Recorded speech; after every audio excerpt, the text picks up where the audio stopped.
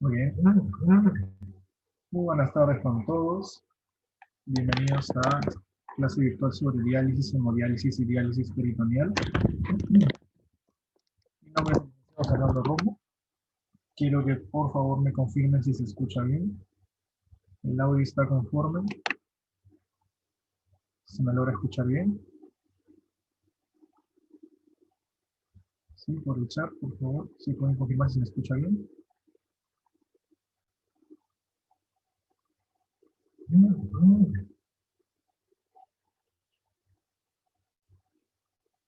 Buenas tardes con todos. Buenas tardes. A ver, una compañera se me dice que se me escuchan recortado. De repente hay problemas, ¿no?, con la recepción. A ver, ahí debe mejorar. Bien, buenas tardes con todos. Bienvenidos al curso de comunicación virtual sobre lo que es hemodiálisis, diálisis y diálisis peritoneal. Mi nombre es el licenciado Fernando Romo y bienvenidos al curso de capacitación.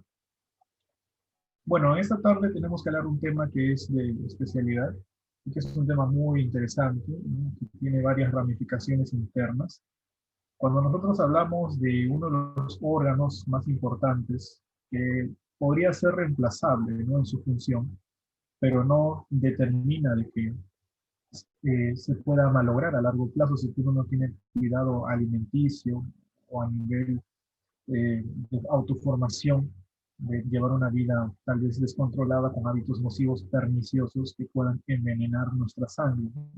Todo aquello que entra por la boca va a tener una absorción en los enterocitos del intestino propiamente. Y cuando esta absorción es completa y va a la sangre, las sustancias químicas van a pasar por dos grandes filtros del cuerpo. Uno de esos dos grandes filtros del cuerpo son los dos órganos renales, los dos riñones. ¿Una persona puede vivir con un solo riñón? Por supuesto, claro que sí. Inclusive hay episodios anecdóticos de personas que nacen solo con un riñón y no se dan cuenta hasta que le hacen un estudio ecográfico, ¿no? Entonces, si hablamos de la función renal, es una función diversa que trata de suplantar la natural del riñón. Cuando termina una persona de requerir una diálisis de manera general, y la respuesta solo es una. Un paciente solo va a terminar su ciclo de hemodializador o de diálisis peritoneal cuando adquiere el fin de estos ciclos.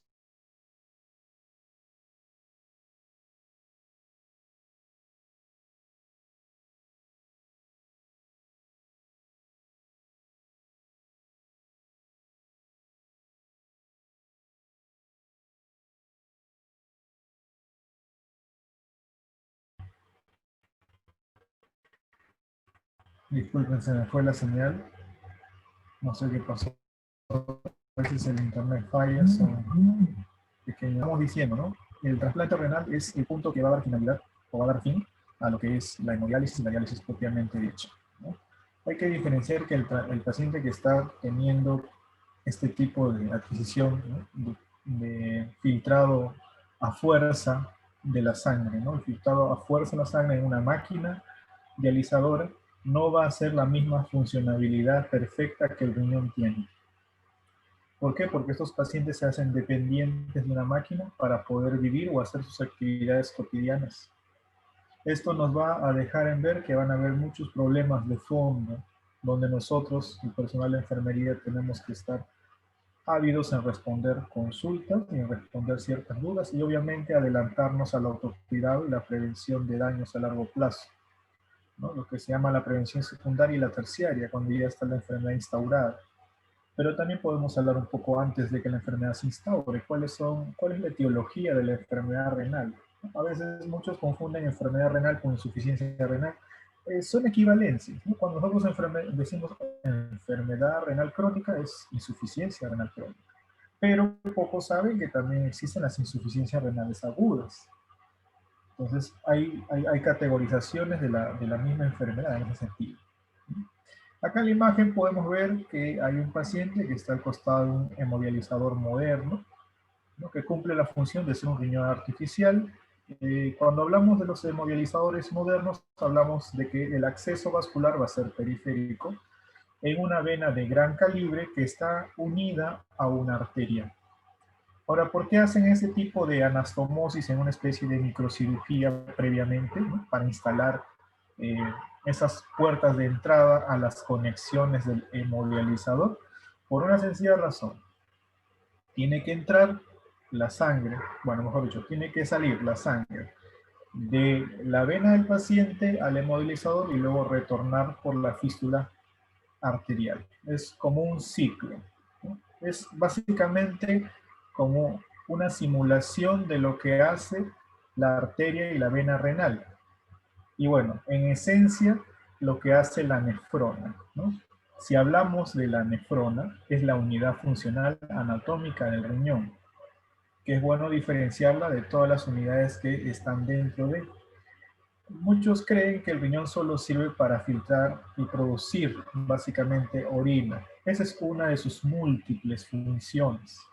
Hoy día vamos a entender todo lo que tiene que ver con el funcionamiento renal en un plano de 360 grados, desde la participación en el metabolismo ácido básico, porque el riñón cumple la función de ser un buffer o un tampón para equilibrar el pH sanguíneo. Cuando los pacientes están en el hemodializador, tienden a hacer acidosis.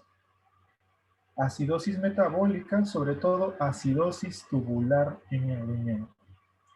¿Por qué hacen acidosis tubular en el riñón? Porque el riñón aporta el componente bicarbonato.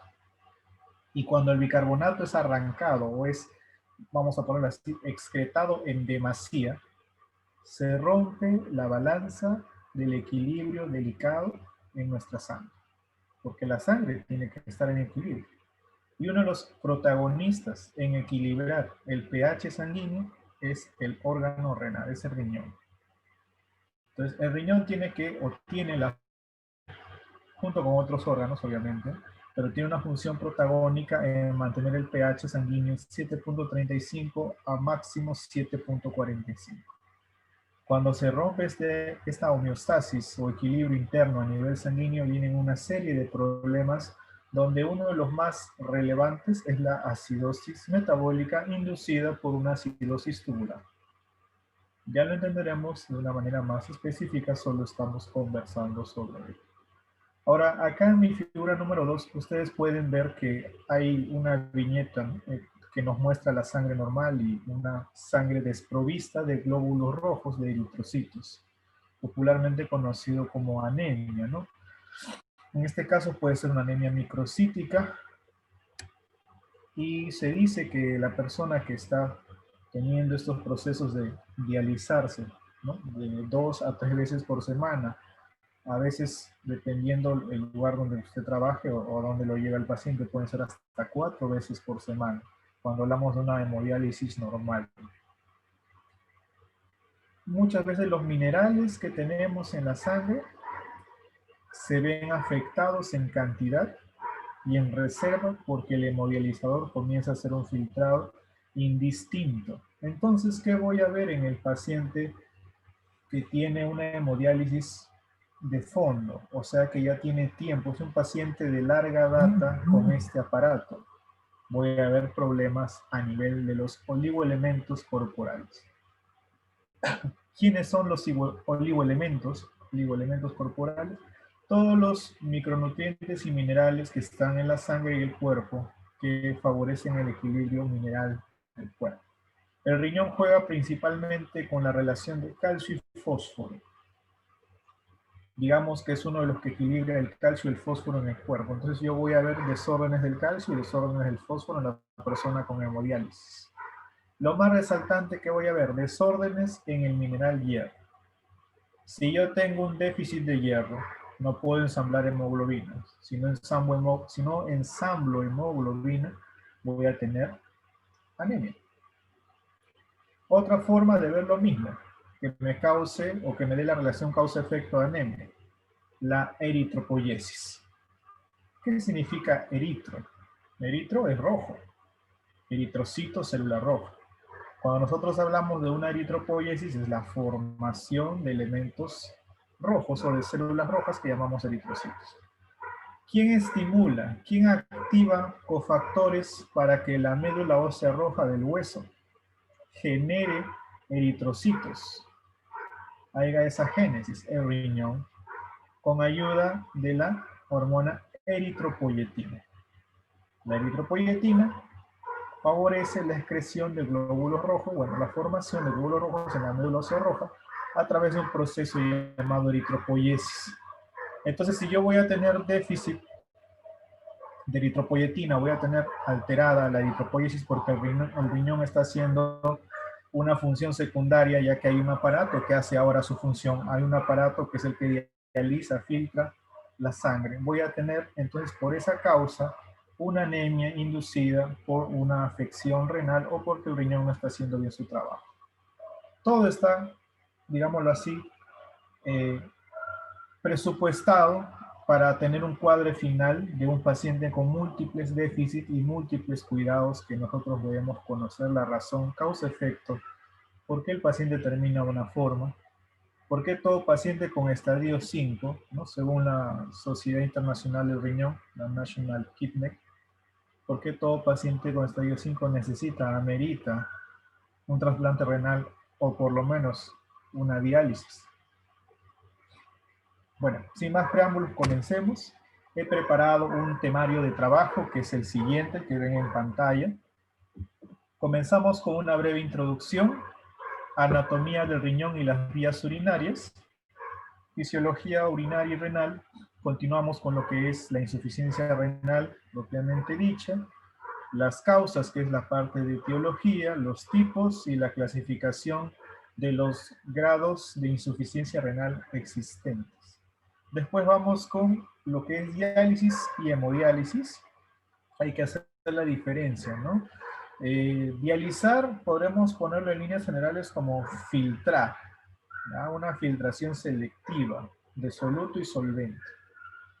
¿Cuál es el solvente universal? El agua. 60% de tu peso es agua. Tu sangre tiene un componente acuoso también abundante. Entonces, ¿qué va a hacer la diálisis? Va a ser selectiva, va a lograr permeabilizar en base a principios de osmolaridad, peso de diferentes solutos en relación a la densidad del solvente, va a ser selectiva y va a lograr pasar algunos elementos y va a quedarse en la máquina todo lo que son desechos pesados, ¿no? Cuando nosotros hablamos de diálisis o de dializar, hablamos de esa filtración selectiva. Si hablamos de la hemodiálisis, es la filtración selectiva en la sangre.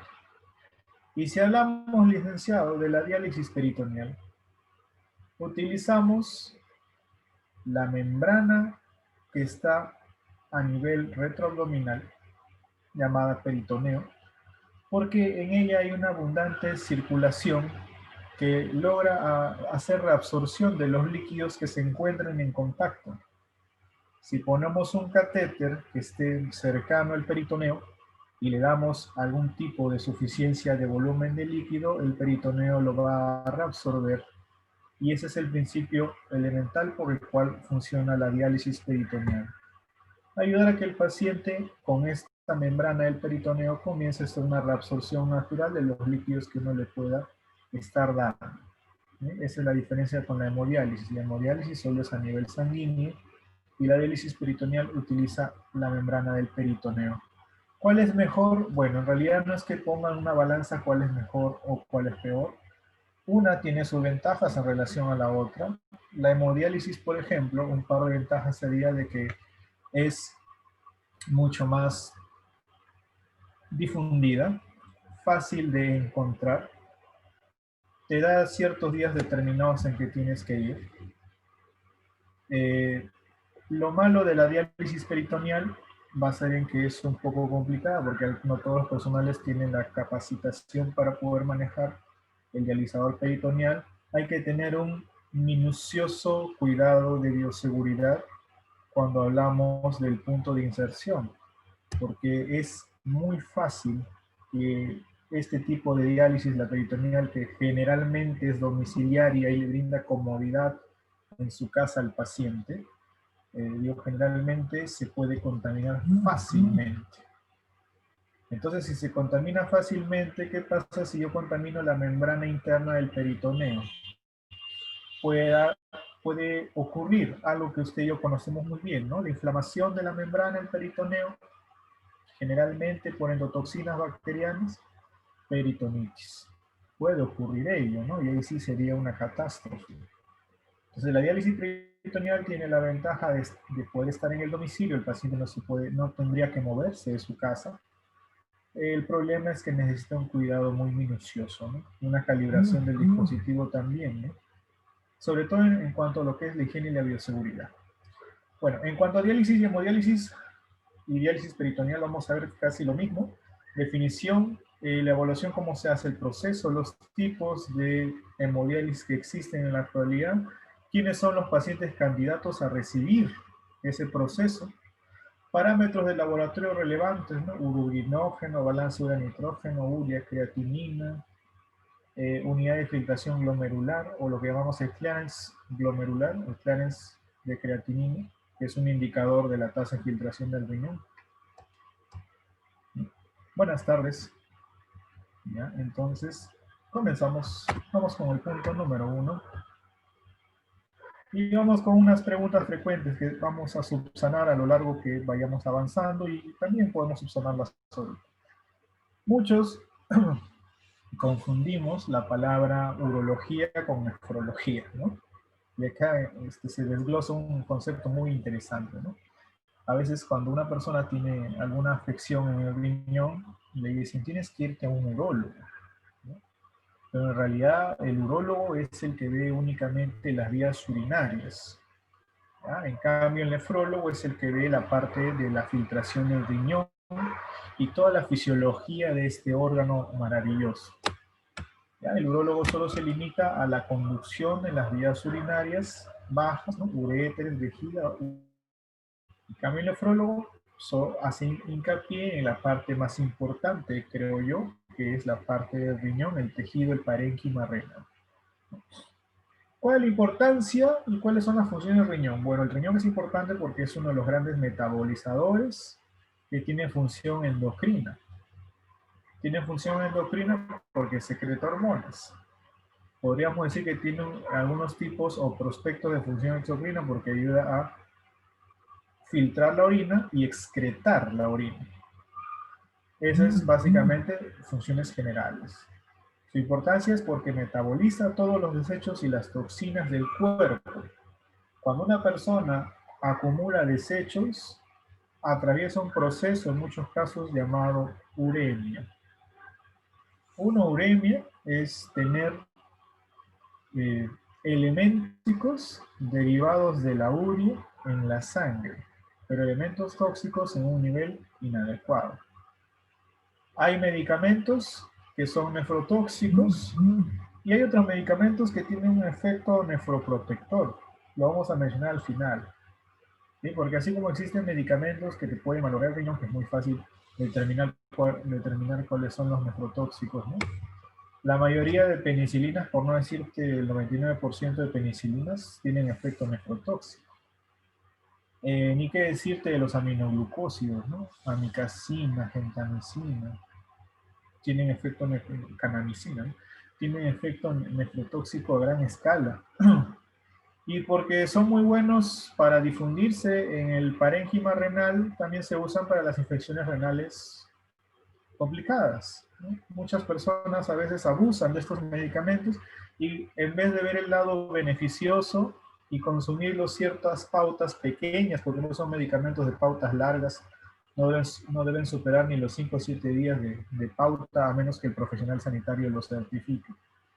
Muchas personas que lo que hacen van a una farmacia, lo más sencillo, ¿no? En la actualidad, sobre todo por la pandemia, va a una farmacia, señorita, tengo dificultad para orinar, me arde, no puedo orinar por las noches.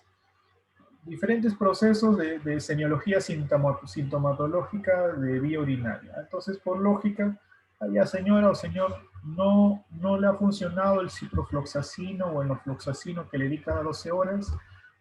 No me funciona. Ya, perfecto. Entonces vamos a aplicarle esta gentamicina de 80 miligramos o de 160 miligramos intramuscular.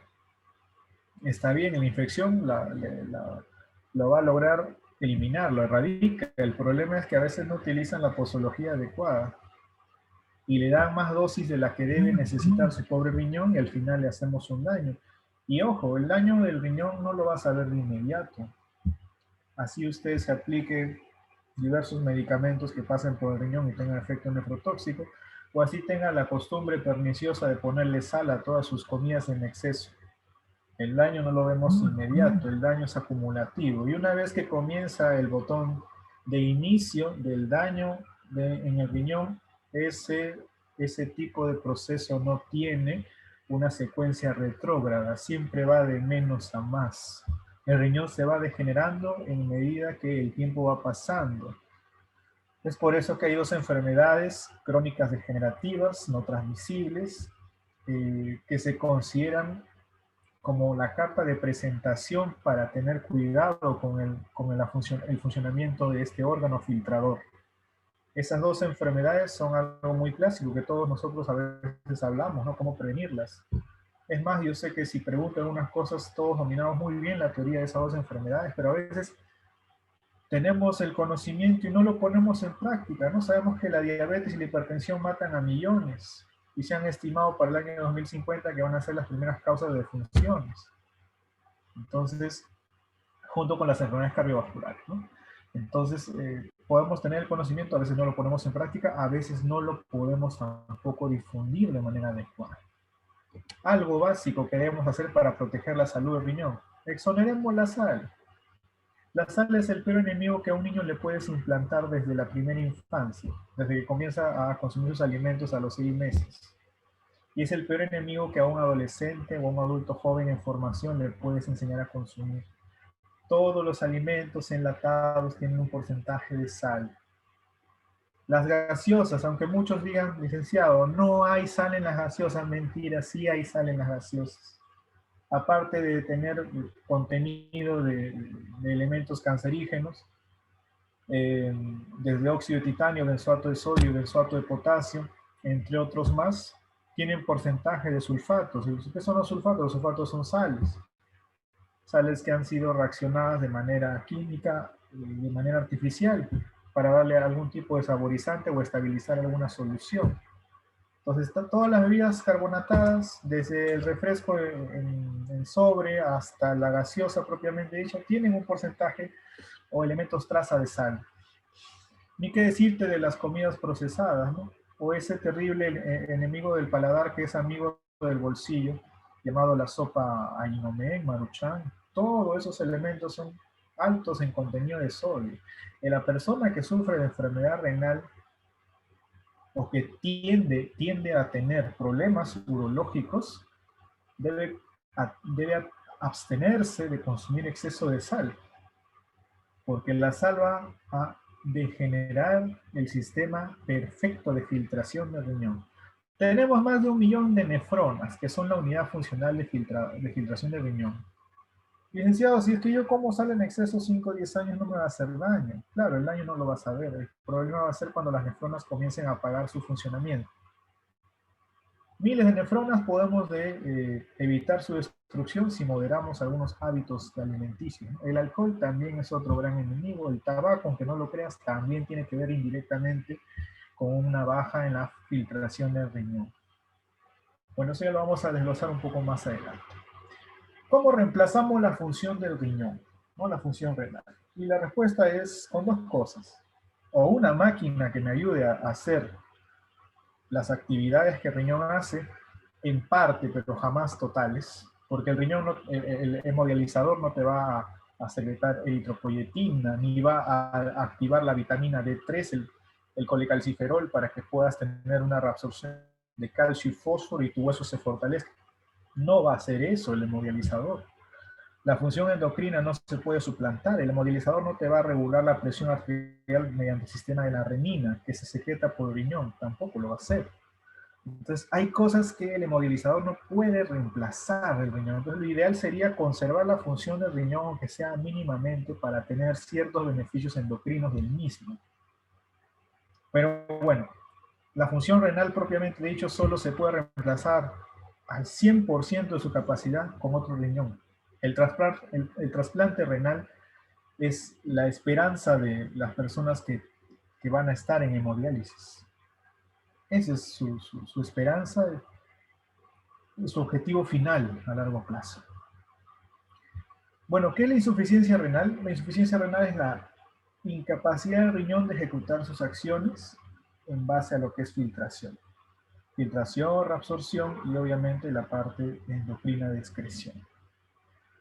¿Cuál es la etiología de la insuficiencia renal? Bueno, tiene múltiples etiologías de las enfermedades prevenibles, desde la obesidad, el tabaquismo, el alcoholismo, como causas fundamentales, ¿no? Diabetes, hipertensión, hasta enfermedades de origen hereditario, inclusive infecciones de larga data, infecciones de largo alcance, prostatitis bacterianas complicadas, uretritis gonocócica, cualquier infección urinaria en potencia, cuando no es controlada, en potencia tiene la capacidad de barrer con tu uretra y a la vejiga producirte una cistitis, luego subir por los uréteres, llegar a la pelvis renal y finalmente meterse a la parte medular del pulmón y causarte una glomerulonefritis,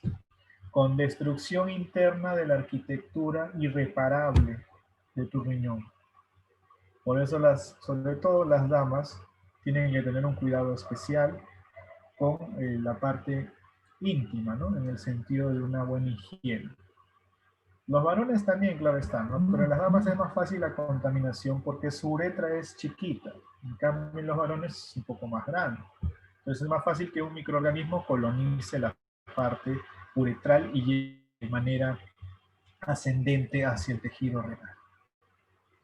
Diferencias entre la diálisis, la hemodiálisis y la diálisis peritoneal. Bueno, la diferencia es que la hemodiálisis trabaja con tejido sanguíneo y la máquina, y la diálisis peritoneal trabaja con la máquina y la membrana del peritoneo. Uno metemos el catéter con una fístula arteriovenosa y la otra se mete un catéter a nivel peritoneal. Es la diferencia. La filtración va a ser muy similar.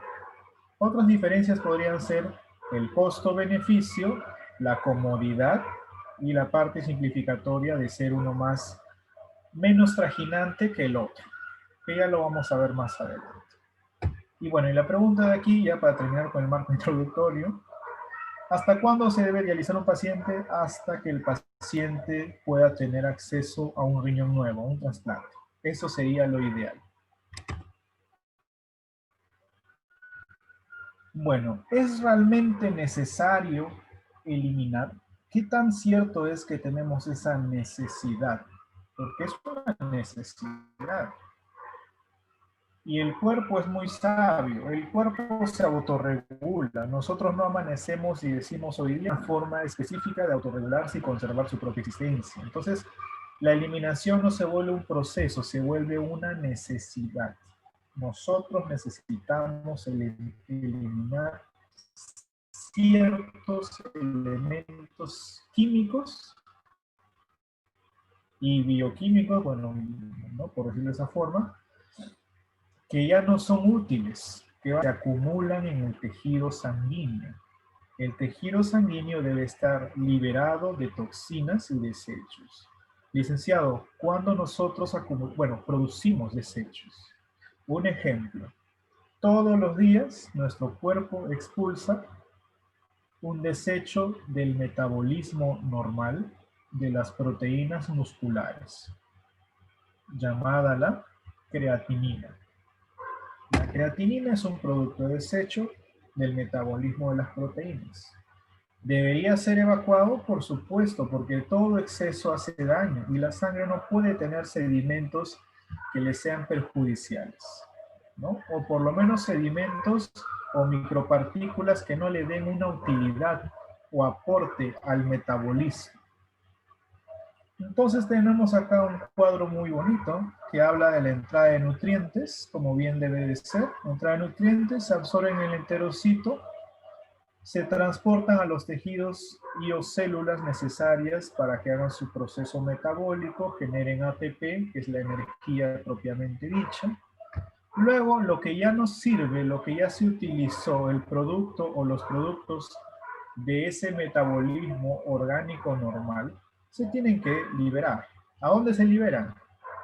A la sangre, pero no cualquier sangre, la sangre venosa. ¿Ya? Esta sangre comienza a estar cargada de desechos y se va al riñón a poder ser procesada. En el riñón se hacen unos procesos que vamos a investigar el día de hoy y producto de la filtración de la sangre es que se libera urea, creatinina, urobilinógeno, ácido úrico, etc., ¿no? En algunos casos, ¿no? Como los diabéticos, inclusive podemos ver cuerpos cetónicos. Licenciado, ¿qué son los cuerpos cetónicos? Los cuerpos cetónicos son productos del metabolismo forzado de la glucosa que no puede ser procesada por el cuerpo. Cuando la glucosa no puede ser procesada por el cuerpo porque la insulina es insuficiente o está mal formada por las células beta del páncreas en un proceso de diabetes, el cuerpo utiliza el plan B. ¿Cuál es el plan B? Cuando no puedo usar glucosa, ¿qué hacen mis células? Mis células comienzan a oxidar grasa. Y cuando la grasa comienza a oxidarse, ese proceso se llama beta-oxidación, comienza a hacerse una producción forzada de energía, lo que te había mencionado, el ATP. ¿Por qué nosotros escuchamos, movemos nuestro ojo, podemos hacer nuestras actividades, corremos, saltamos, etcétera, de cosas? Porque cada actividad comienza a quemar ATP. Entonces, cada vez que nosotros hacemos una actividad, necesitamos ATP de reserva. ¿Dónde sacamos el ATP? Lo sacamos del proceso o el catabolismo de los carbohidratos, lípidos y proteínas que consumimos. Cuando en el diabético no puede utilizar la glucosa porque la insulina no le deja, la insulina está fallada o está secretada en una cantidad muy pequeña, el diabético, ¿qué hace? Comienza a procesar las grasas como su combustible de reserva. Por eso es que el diabético muchas veces, estadios agudos, baja de peso. Entonces, como comienza a procesar las grasas, solo se genera una cantidad baja de ATP y como producto de desecho se van a elaborar estos cuerpos cetónicos, que también le puede sacar provecho al cuerpo y utilizarlos como elementos de energía, pero llamado la acidosis metabólica, la acidosis diabética o la cetoacidosis diabética, ¿no? Es un proceso para poder entendernos que los desechos en exceso no nos hacen bien, ¿sí? Otro órgano que nos ayuda a hacer el filtrado, por decirlo así, la excreción de ciertos desechos como el dióxido de carbono, que es otro desecho muy común en la sangre, es la parte del epitelio alveolar, ¿no? Cuando hacemos la hematosis, el popular intercambio gaseoso.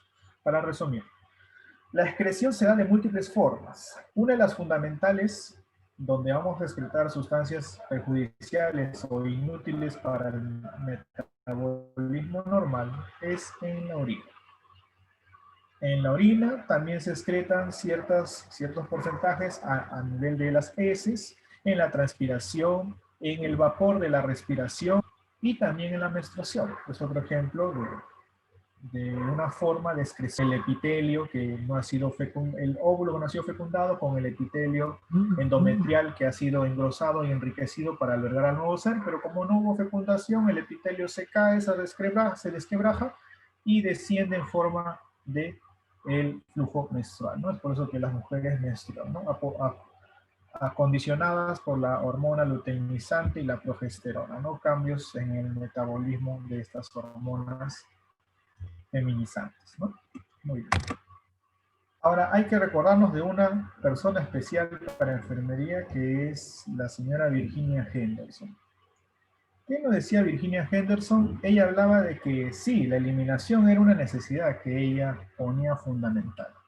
¿Sí? Y realmente era una necesidad porque nosotros, nuestro trabajo, nuestro quehacer, es mantener el equilibrio en la vida, ¿no? Entonces se decía que para fundamentar un equilibrio en la vida del paciente hay que mantener los parámetros de las necesidades básicas del paciente, ¿sí?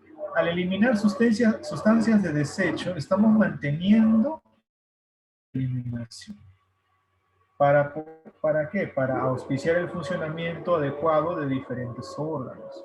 No lo dije yo, lo dijo la señora Virginia Henderson en su modelo de promoción de las 14 necesidades básicas de la salud. Rescatamos, ¿no? Que es la necesidad número 3, eliminación de desechos, ¿no? Primera necesidad, respirar con normalidad. Segunda necesidad, comer y beber adecuadamente. Tercera necesidad, eliminar los desechos del organismo. Qué importante era este tipo de concepto primario para dar origen a los cuidados integrados a nivel de lo que es nefrología. Y aquí lo analizamos con un poquito de mejor óptica, ¿no? Acá podemos ver, por ejemplo, bajo el criterio de Virginia Henderson, las alteraciones de los patrones funcionales de evacuación urinaria, que cuando nosotros hablamos de la necesidad de eliminación, tenemos que acordarnos de algunas terminologías importantes que se utilizan a este nivel, ¿no? ¿Cuándo estaremos hablando de una anuria, ¿no? Una anuria, si nosotros nos vamos a la terminología por los prefijos griegos y latinos, ¿no?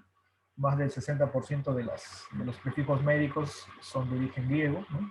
De ahí vienen varios vocablos. La palabra a, el prefijo a, an, significa sin. Y uria hace alusión a orina, ¿ya? Si decimos anuria, quiere decir literalmente sin orina, ¿no? Pero ¿existirá realmente un paciente que no orine? ¿Realmente existe eso? Y la respuesta es que no. O sea, el paciente tal vez orinará menos, orinará poquísimo, pero orina.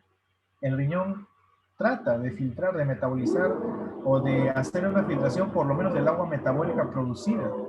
Así que tú no le des agua, el paciente va a orinar igual, ¿sí? Pero si el paciente, a pesar que nosotros le hemos dado ingesta normal de líquidos y alimentos, orina mucho menos de 50 mililitros, ¿no? Hacia abajo estamos en un proceso de anuria, ¿no? Cuando el paciente orina menos de 50 mililitros, estamos en la anuria.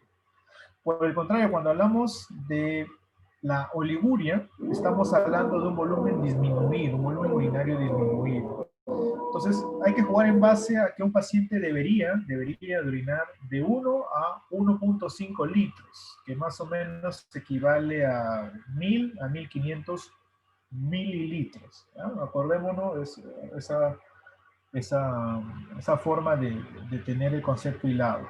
Un litro equivalente a 1000 mililitros, ¿no? Es igual que cuando a veces en farmacología se confunden. Un gramo, ¿a cuántos miligramos equivale? Equivale a 1000 miligramos, ¿no? Litro equivale a 1000 mililitros, ¿ya? En la oliguria, normalmente se orina menos del volumen normal urinario o de la diuresis en 24 horas. En la oliguria tenemos un flujo, un débito urinario más o menos de 400, 600 mililitros en promedio, ¿ya? Al día. Esto estamos hablando de 24 horas al día, ¿ya? En la disuria tenemos por un proceso inflamatorio generalmente, ¿no? La retención básicamente es, como el nombre lo dice, retener líquido urinario. La poliuria, aquí tenemos dos conceptos similares, ¿ya? Poliuria y polaquiuria, ¿ya? Hay que diferenciar que la poliuria, a diferencia de la poliuria es un aumento en el volumen total de orina, ¿no? Ya no vamos a orinar 1500, vamos a un volumen total de orina. En cambio, en la polaquiuria tenemos un aumento, pero en la frecuencia de ir a orinar. Un aumento en las micciones, si lo vemos por episodios de micción. En cambio, en la poliuria tenemos un aumento del volumen urinario en general. El volumen. Nicturia es la orina que sale en las noches, o la capacidad de orinar constantemente en la noche.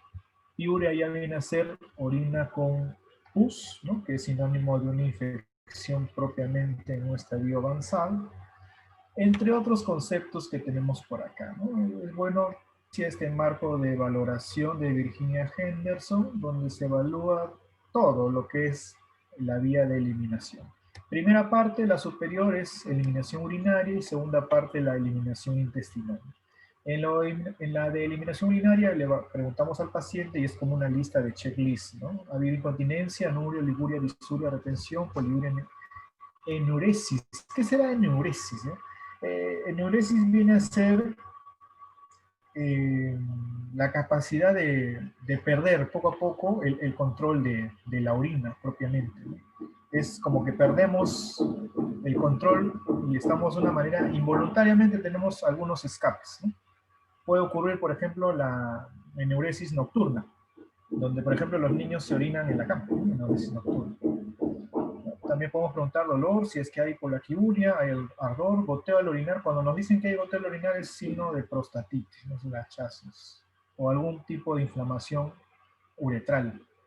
Si ha habido antecedentes de cáncer en las vías urinarias, en el caso del varón, si es que ha habido crecimiento prostático a algún familiar, si se ha hecho examen de próstata previamente, especificar los tratamientos y especificar en qué tipo de estadio se encuentra, si es que hubiera alguna alteración, ¿no? Y lo mismo se hace en la parte de eliminación intestinal, ¿no? Acá que le preguntamos en eliminación intestinal, si es que ha habido diarrea, patrón de estreñimiento, hemorroides, que son de dos tipos, ¿no? Las internas, las externas. ¿Cuáles son más complicadas de tratar? Obviamente las internas, porque es más difícil su abordaje, ¿no? Las externas solo eh, se le hace una especie de nudo quirúrgico especial y con un electrobisturí se corta, ¿no? Y de ahí se hace hemostasia. Si ha habido episodios de melena, ¿no? Cuando hablamos de heces con sangre es melena. Si hablamos de acolia, son heces con un color blanco o que generalmente no tienen un color definido, ¿no? Son de color gris. ¿Y por qué el paciente hará este tipo de evacuaciones color gris? Porque hay una obstrucción biliar, ¿no? Sabes que la bilis le da el pigmento amarillo a la orina y a las heces. Si obstruimos la bilis, su flujo normal, en la ampolla de váter a nivel duodenal, vamos a tener que el paciente no va a hacer sus necesidades de un color habitualmente ámbar o amarillo, ¿no? Va a haber una coloración nula. Por eso salen de color gris o de color blanco en algunos casos, ¿no? Se llama acolia, las heces sin color, ¿no? Entre otros parámetros que, bueno, ya son de más mencionados. Trastorno de la eliminación, como ya lo hemos mencionado, los mismos. Ahora veamos un poco la anatomía del riñón y de las vías urinarias, ¿no? Importante mencionar la ubicación, ¿no? Los riñones son órganos retroperitoneales. Retroperitoneales que tienen una ubicación en relación, ¿no?, de la topografía abdominal torácica a la 12ª costilla, ¿no? O sea, el último par de las costillas flotantes, ¿no? Tenemos 7 verdaderas, 3 falsas y, bueno, y 2 flotantes. A nivel de la 12ª costilla, ¿no?, la flotante número 2, se encuentran delimitado la parte inferior de los riñones. Ahora, algo importante, el riñón se puede palpar desde la espalda, difícil por los músculos que se encuentran, ¿no? Tenemos el cuadrado lumbar, el cuadrado de los lomos, eh, por abajo tenemos también el dorsal ancho. Es un poco complicado poder hacer palpación a nivel, eh, a nivel torácico posterior, ¿ya? Difícil. Lo que sí se puede hacer es a nivel lateral. Hay una maniobra para lograr hacer que el riñón se pueda encajar mediante palpación, pero es un poco complicado hacerlo, ¿no? Se tiene que hacer una presión abrupta en el mismo. Ahora, el riñón trabaja mucho con lo que es el aparato circulatorio. Entonces tenemos que estos dos órganos están bien perfundidos. Hay venas y arterias que son importantes mencionar, ¿no? La vena más significativa en este sentido es la vena hepática, ¿no? La vena hepática y la vena cava inferior, que están muy aledañas. La vena cava inferior comparte el gasto venoso y cuando logra entrar a nivel del hilio renal, se transforma en la vena renal. Lo mismo ocurre con la arteria renal, ¿no? La arteria renal, que es una rama descendente de la rama superior aórtica, ¿no? Conforme va pasando la aorta a nivel mesentérico, a nivel gonadal, etcétera, va tomando el nombre de la región donde está haciendo su circulación. ¿Eh? Ahora, estos dos vasos sanguíneos, tanto la arteria renal y la vena renal, cumplen una función importantísima porque van a otorgar y recepcionar a la vez la sangre purificada y van a también recepcionar la sangre que necesita de la filtración. Van a recibir la sangre purificada y recepcionar la sangre que necesita filtrado y llevarla al hilio renal, donde va a ser los trayectos que vamos a comentar a continuación.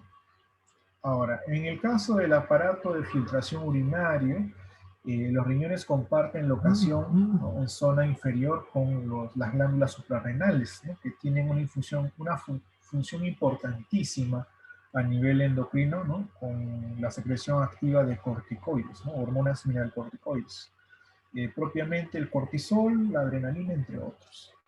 Ahora, dentro de lo que es el aparato urinario, se puede resumir en líneas generales de esta forma: compuesto por los riñones, los dos uréteres, la vejiga y una uretra. Ahora, estos órganos, que son los productores y los grandes filtradores del cuerpo, los riñones, van a tener una cavidad de conexión, que es la pelvis renal, que es la que vemos por acá. Y esta pelvis renal se va a anchar en base a que va penetrando en el parénquima renal y se va a hacer un poco más fina en base a lo que va siendo convertida en lo que es los uréteres. Cuando nosotros hablamos de la estructura interna del riñón, hablamos de un tejido altamente especializado. Nosotros vemos que estos pequeños triángulos, que los llamamos PIGI, entre pirámide de Malpighi y pirámide de Malpighi existen estos espacios que son las columnas de Wernicke, ¿no? Dos zonas en especial. El riñón tiene dos zonas bien diferenciadas para hacer su trabajo especializado de filtración. La primera zona es la zona que está por fuera, que la llamaremos corteza renal. La zona que abarca las pirámides de Malpighi hacia adentro la llamaremos propiamente, si lo de afuera es la corteza, lo de adentro viene a ser la parte medular, ¿no?, la parte de la médula renal. En la médula renal van a haber una...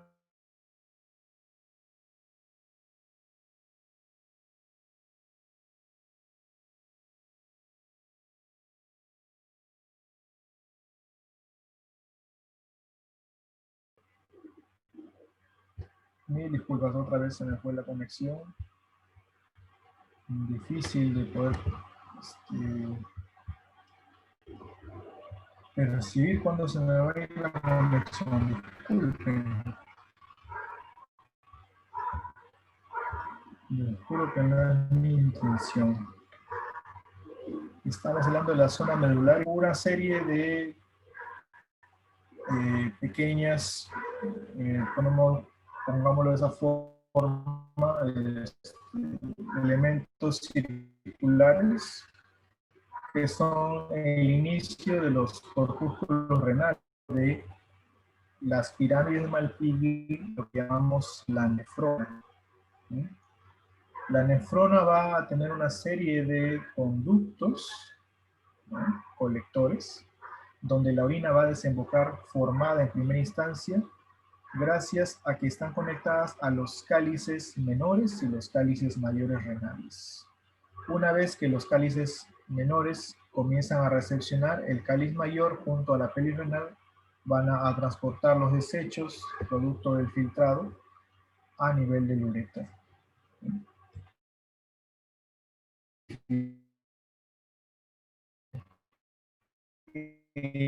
La parte funcional del riñón va a ser la filtración glular.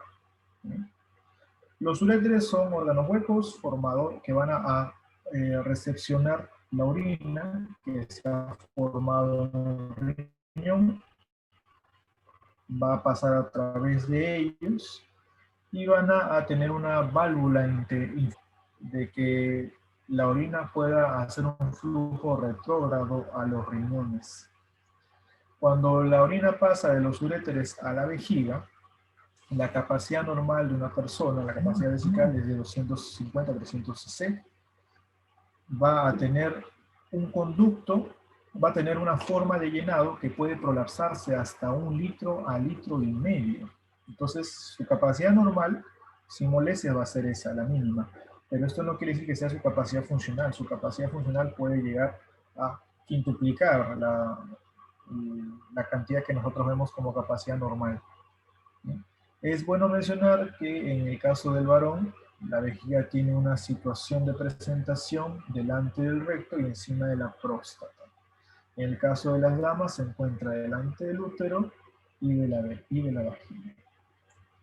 A nivel de la uretra, que es el conducto que da inicio a la parte externa, ¿no?, del aparato urinario, es una vía de salida, lógicamente, que va a tener diferenciado por el diámetro y la longitud, sobre todo la longitud. En el varón puede ser de 15 a 20 centímetros y en las damas de 3 a 5 centímetros. Ahora, esta diferencia anatómica normal, biológica, nos da a entender algo muy importante, que es la capacidad de infección o la efectividad de un microorganismo para proliferar y llegar rápido a la vejiga y causarte una cistitis. ¿Quién tendrá mayor facilidad de poder tener una cistitis a largo plazo? Si nos basamos en el tamaño de la uretra, ¿no? La uretra tiene porciones, no solo estamos hablando del tamaño en general de la uretra, ¿no? Obviamente las damas van a tener facilidad más corta, ¿no?, de tener infecciones de gran data o de gran escala. Es un poco unos filtros como la parte de la uretra prostática, donde primero se contaminaría la próstata y no se contaminaría la vejiga. En cambio, en el caso de las damas, no hay algún filtro o algún órgano aledaño de frente a la bacteria. Ahora, la uretra posee unos esfínteres especializados que se sitúan en la base de la misma. Son de control involuntario. A la vez también tienen otros esfínteres que son medio de la uretra y en el hombre la porción distal de la uretra prostática. Ahí se encuentran esos esfínteres de control voluntario para hacer presión cuando uno está liberando o evacuando la orina, ¿no? Ahora, en el varón, como habíamos mencionado, la uretra tiene porciones, ¿no?, lo cual lo hace un órgano relativamente un poco más complejo. Tiene la parte de la uretra prostática, ¿no?, viene propiamente después la uretra membranosa, que es esta pequeña porción que vemos aquí, y después viene la uretra esponjosa en honor al cuerpo esponjoso del pene del varón. En el caso de las féminas, no hay tanta especialización del tejido, pero lo que sí es bueno, logra hacer un control. Intereses externos está el sistema nervioso somático, ¿no?, que hace un control consciente de los esfínteres.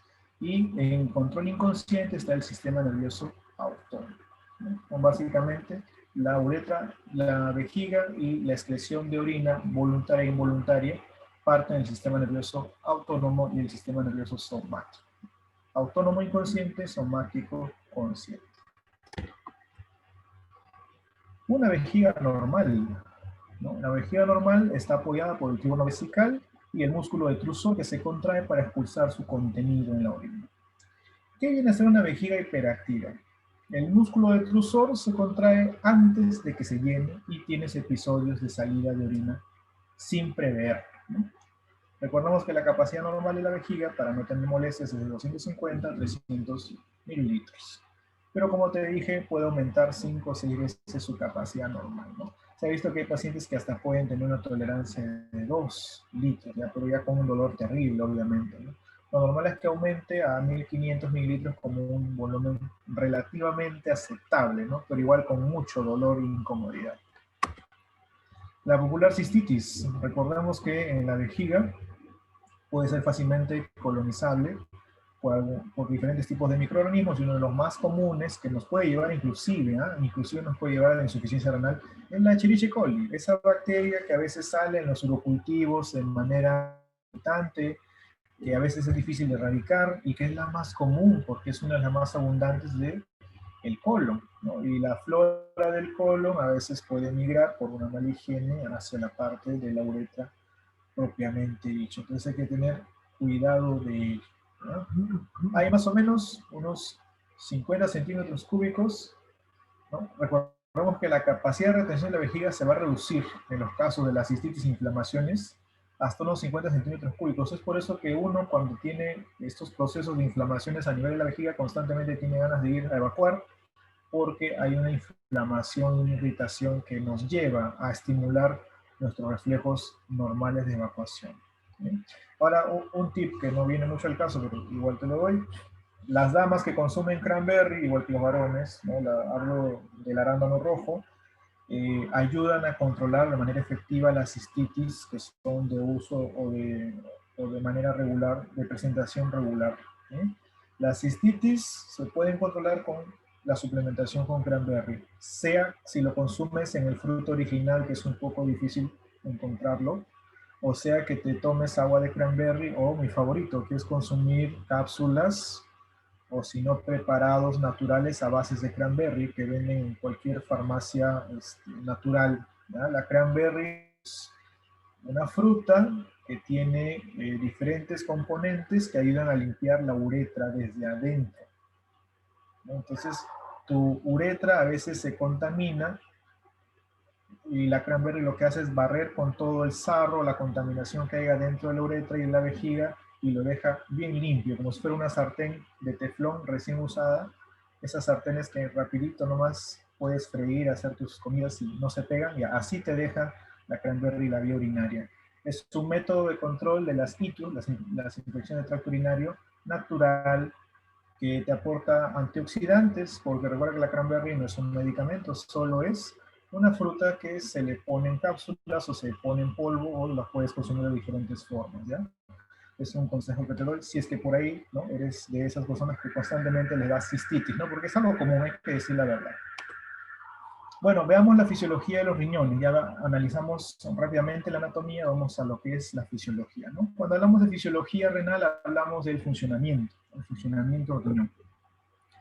Los riñones tienen como tareas básicas la filtración, sí, pero no es la única tarea, como te había mencionado. También su tarea esencial es hacer la secreción de ciertas hormonas y también la secreción de los desechos. Ahora, algunos de esos que pensamos que son desechos, como por ejemplo la glucosa, electrolitos, el agua mismo, se reabsorben de manera constante. Entonces aquí nace la tercera función. La tercera función general es la reabsorción. Entonces tenemos, el riñón filtra las sustancias de la sangre para lograr hacer que se limpie, se depure. Luego hace una secreción selectiva del líquido filtrado para retener nuevamente algunos materiales y botar sobre todo lo que son los desechos. Hace después el movimiento de la reabsorción para que las sustancias que son útiles no se vayan y se devuelvan a la sangre. ¿Cuál es la sustancia que más reabsorbe el riñón? O mejor dicho, el compuesto o el componente, el agua. Más del 90% del agua se reabsorbe. ¿Ya? Es igual que con la glucosa también se reabsorbe. Entonces, como la glucosa se reabsorbe, un indicador negativo de tu orina sería encontrar glucosuria. ¿Qué es glucosuria? Glucosuria, presencia de glucosa en la orina. Eso sería un indicador negativo. Licenciado, ¿las proteínas, mi riñón lo reabsorbe? Sí, las proteínas, recuérdalo por favor siempre. Las proteínas son la molécula, una de las moléculas más funcionales de tu cuerpo. Entonces, tu cuerpo no va a gastar las proteínas para que las dejes ir al desagüe. Tu cuerpo es muy sabio, tu cuerpo es un gran reciclador. Entonces, no va a dejar que las proteínas valiosísimas se vayan. Las vuelve a reabsorber. Porque las proteínas, por ejemplo, ¿no? Yo fabrico colágeno con proteína. Fabrico inmunoglobulinas, glóbulos blancos, glóbulos rojos de diferente tipo con proteína. Fabrico tejido cartilaginoso con proteína. Hay pigmentos visuales de rodopsina que dependen de vitamina A y ciertos aminoácidos en mi ojo que me permiten ver a colores. ¿Qué necesité? Proteínas. Todos los días te crece el cabello, las uñas. ¿Por qué? Porque son fibras de queratina. ¿Y la queratina qué es? Proteína. Entonces podríamos hablarte de que la proteína es la molécula biológica más funcional en tu cuerpo. Podemos hacer N cosas con las proteínas, son valiosísimas. Entonces tu cuerpo jamás tu riñón lo va a dejar que se vaya. No vas a ver proteinuria normalmente, porque a veces hay personas que, bueno, les gusta, ¿no? Hacer su fitness, hacer su ejercicio y se toman suplementos de proteína en polvo. No estoy hablando de personas que son habitualmente, consumen una dieta, sino que estas personas quieren tener más ingesta de proteínas para desarrollar rápidamente masa muscular. Entonces, en el caso de ellos, podría yo evidenciar ciertos rasgos de proteinuria leve, pero es porque se están metiendo un kilo de proteína, ¿no? De manera coloquial te lo digo, ¿no? Se le está metiendo un kilo de proteína. ¿Ya? Pero una persona promedio, normal, común y silvestre, no es algo natural evidenciar proteinuria. Menos leucocitos, menos eritrocitos, ¿ya? Son elementos que no debo de ver. Estas de orina no deberían de aparecer. ¿Cuándo yo me voy a asustar? Cuando veo la orina cargada. ¿Ya? Puede ser que esté cargada porque hay pequeños sedimentos de glóbulos rojos. Puede estar media colúrica, ¿no? Cuando los glóbulos rojos son muy chiquitos en la orina, no los voy a ver, ¿no? Puede ser una orina con glóbulos rojos microcítica, no veo. Pero si hago un examen de bioquímica o de análisis urinario, los glóbulos rojos es una orina con eritrocitos microcítica. Pero puede ser también que haya evidenciado que la orina a simple vista está roja. Entonces una orina con eritrocitos que se evidencian vía visual, simplemente a la observación macrocítica. ¿Cuál de las dos es peor? Las dos son malas, malos indicadores. ¿Sí? Entonces no debemos de orinar no debemos de eliminar esos desechos o esos elementos que te he mencionado. ¿Sí? Los riñones son grandes filtradores, 125 mililitros por minuto, 180 litros al día, imagínate, ¿eh? 180 litros al día filtran tus riñones. Más o menos a cuánto equivale eso, ¿no? Si lo ponemos en que tú tienes aproximadamente 4.5 a 5 litros de sangre circulando en tu cuerpo, ¿no? Algunos tienen un poquito más, 5.5, ¿no? Si haces ejercicio y tienes buena masa muscular. Pero la persona promedio 4.5 a 5 litros por minuto. Multipliquemos 4.5 litros por 24, ¿no? Más o menos sale algo de 180 litros al día. ¿Eh? Más o menos unas 40 veces, ¿no? Promedio, por ahí. Imagínate, 40 veces filtrar toda tu sangre. Es un trabajo, es una chamba muy, muy agotadora. Sin embargo, tu riñón lo hace gratis con cariño para ti. ¿Y cómo le pagamos? Le pagamos con sal, le pagamos con grasa, le pagamos con diferentes cosas que lo van dañando. Hay que preservar la arquitectura del riñón. Aquí está la parte funcional del riñón, ¿ya? Lo que llamamos la nefrona, la unidad fundamental del riñón. ¿Qué es lo que el hemodializador hace? El hemodializador imita a la nefrona. Digamos que trata de imitar su funcionamiento funcionamiento perfecto. ¿Por qué? Porque la nefrona, ¿qué es lo que hace? La nefrona recepciona en la arteria aferente la sangre que está cargada de desechos. Luego en esta cápsula de aquí, que es la cápsula de Bowman, es el glomérulo. Este ovillo es el glomérulo que va a tener la función especial de la filtración. Cuando el glomérulo, por diferencia de presiones, se pasen los desechos siguen este curso por los túbulos contorneados proximal, el asa gene y el distal, y luego se va al túbulo colector, y luego se va a la pelvis renal y forma ya la orina. ¿Y qué pasó con la sangre que ha sido purificada, que ha sido filtrada? La sangre que ha sido purificada y filtrada no sigue este camino de los túbulos. La sangre sigue el camino de la arteriola eferente. Y por la arteriola eferente hace otra reabsorción y luego ya se va a los capilares necesarios. Ese es básicamente el juego de la filtración. Entonces recordemos algunos procesos importantes dentro del riñón. Flujo renal sanguíneo.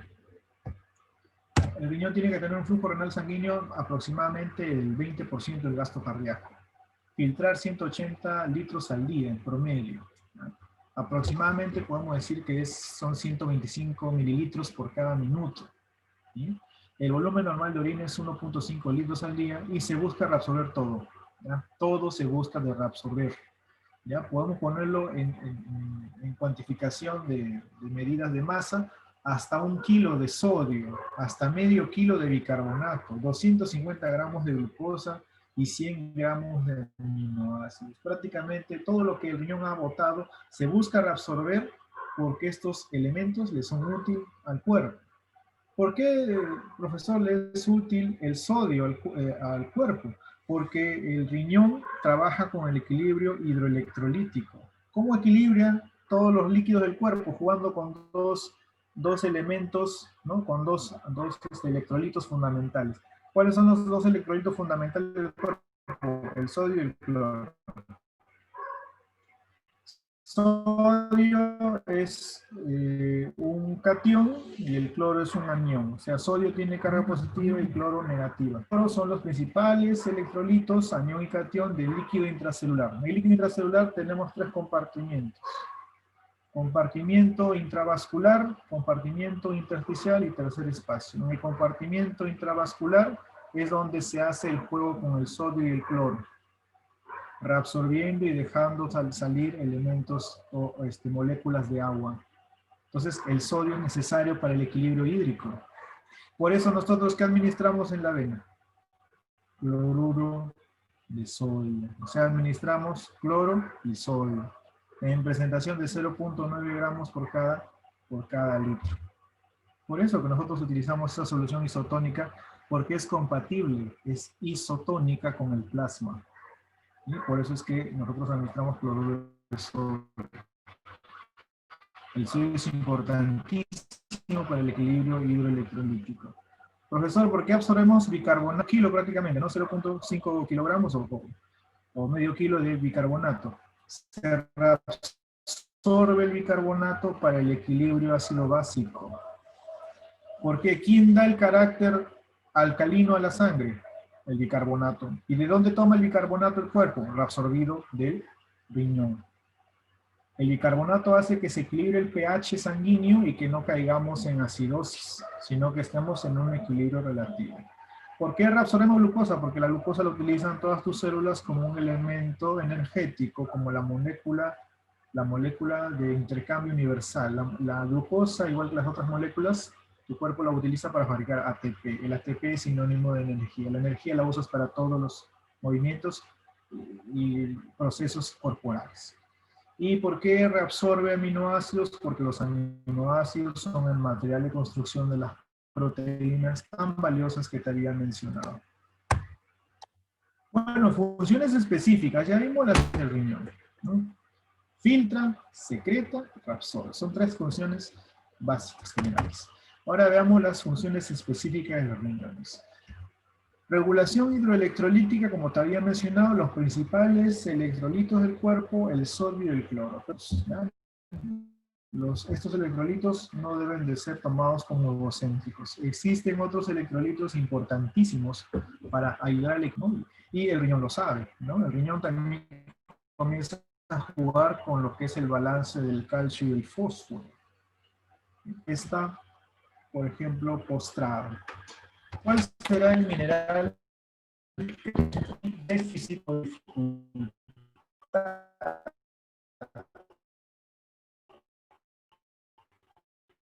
El mineral dificultado que está alterado en mayor escala intercambia el calcio que está dentro. ¿Ya? Entonces, cuando una persona está postrada no puede movilizar bien el calcio y comienza a liberar el calcio del hueso. Al final el hueso se queda sin calcio porque la sangre lo metaboliza, lo procesa y tenemos una persona con articulaciones y huesos frágiles. Entonces, ¿el riñón cómo colabora? El riñón colabora ayudando a que el calcio pueda llegar o volver a su sitio de origen en el hueso, o cuando hay déficit de calcio en la sangre comienza a estimular de que el hueso libere calcio. Entonces, participa en el metabolismo del calcio. ¿No? En los jóvenes participa en el metabolismo del calcio auspiciado por la hormona paratiroidea. Otros elementos importantes aparte del cloro, el calcio y el fósforo, porque también juega calcio y fósforo para ayudar a la reabsorción del calcio dentro de la matriz del hueso, también juega con lo que es el hierro, ¿no? Reabsorbiendo hierro que es necesario para la síntesis de hemoglobina. Entonces el riñón ayuda a equilibrar todos los electrolitos del cuerpo. Hay algo muy importante, ¿no? Para aclarar. Electrolito es todo aquel elemento químico que tiene carga eléctrica, por eso se llama electrolito, ¿ya? No hay que confundirnos. Estos son elementos químicos. Si yo le pongo un más o le pongo un menos, ya se convierte en un electrolito. ¿Nosotros consumimos elementos o nuestro cuerpo consume electrolitos? Nuestro cuerpo consume electrolitos, ¿ya? Los electrolitos activos son los que el cuerpo utiliza para sus procesos químicos. Otra función importante, yo diría, creo que una de las más importantes, es el equilibrio del pH, como te había mencionado, ¿no? Por ejemplo, acá tenemos un pequeño esquema donde el riñón, en la célula tubular renal proximal, ayuda a que se reabsorba el bicarbonato, sintetiza a partir del hidrógeno que está como un desecho, lo junta con una molécula de bicarbonato y forma ácido carbónico. El ácido carbónico lo va a desglosar en dióxido de carbono y agua, el agua se excreta, el dióxido de carbono se vuelve a reabsorber en la célula proximal, el túbulo contorneado proximal. Este dióxido de carbono se metaboliza con una molécula de agua, me vuelve a formar ácido, me vuelve a formar un compuesto ácido, y este compuesto ácido se va a desglosar en bicarbonato e hidrógeno. El bicarbonato se mete a la sangre otra vez, o sea, se reabsorbe, y el hidrógeno se libera. Y es un ciclo, y un ciclo, y un ciclo sin fin. ¿Sí? La finalidad de este ciclo sin fin, meter este bicarbonato, en vez de que se vaya al filtrado glomerular, tiene que irse a una reabsorción tubular, para que posteriormente vuelva a nuestro tejido sanguíneo. ¿Sí? Esa es la función del riñón, volver a introducir el bicarbonato en vez de que se pierda en la orina. ¿Y con qué finalidad mete bicarbonato? Para compensar el pH sanguíneo, porque el pH debe estar muy alcalino, ¿no? De manera general, la dieta moderna tendemos a la acidosis. Todos. Otra cosa importante del riñón es que también ayuda al equilibrio de electrolitos, ¿no? Por ejemplo, acá vemos el equilibrio que da el eritrocito en sangre con el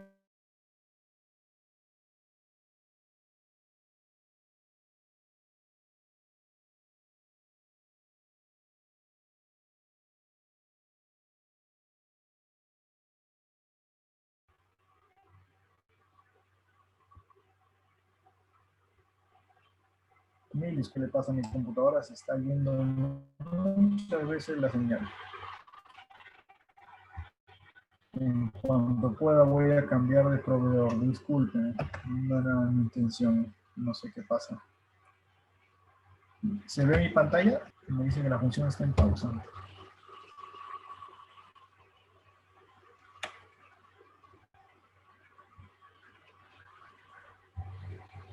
Ya, ahora sí creo que sí se ve. Muy bien. Sí se logra ver, ¿no? Sí se logra ver. Entonces, te estaba comentando de que el eritrocito, ¿me están escribiendo? Sí, perfecto.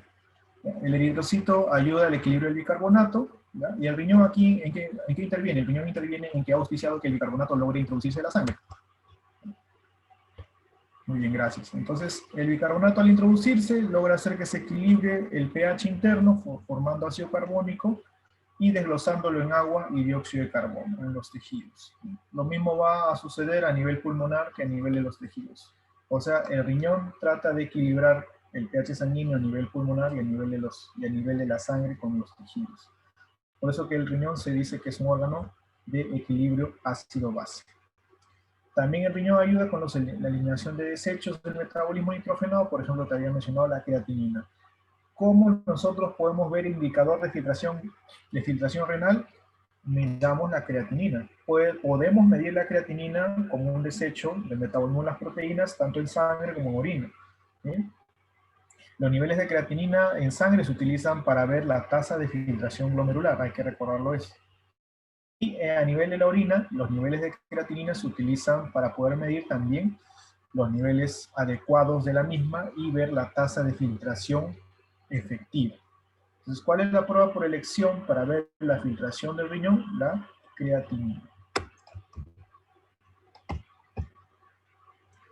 Otra función específica del riñón es a nivel de control de la presión arterial, ¿no?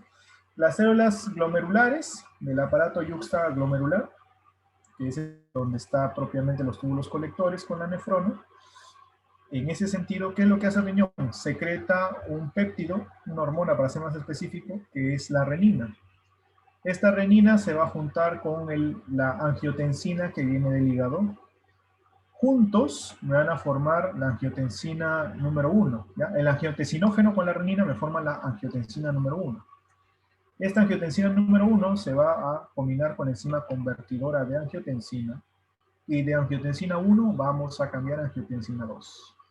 Esta angiotensina 2 tiene el poder de hacer que las glándulas suprarrenales secreten aldosterona, retengan sodio y aumenten la presión arterial. Y también tiene el poder, esta angiotensina número 2, de estimular la permeabilidad capilar, generar vasoconstricción y aumentar de esta forma la presión arterial.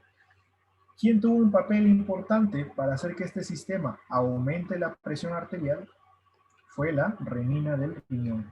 Sin la renina no se hubiera podido dar toda esta cascada de elementos que me den aumento de la presión arterial.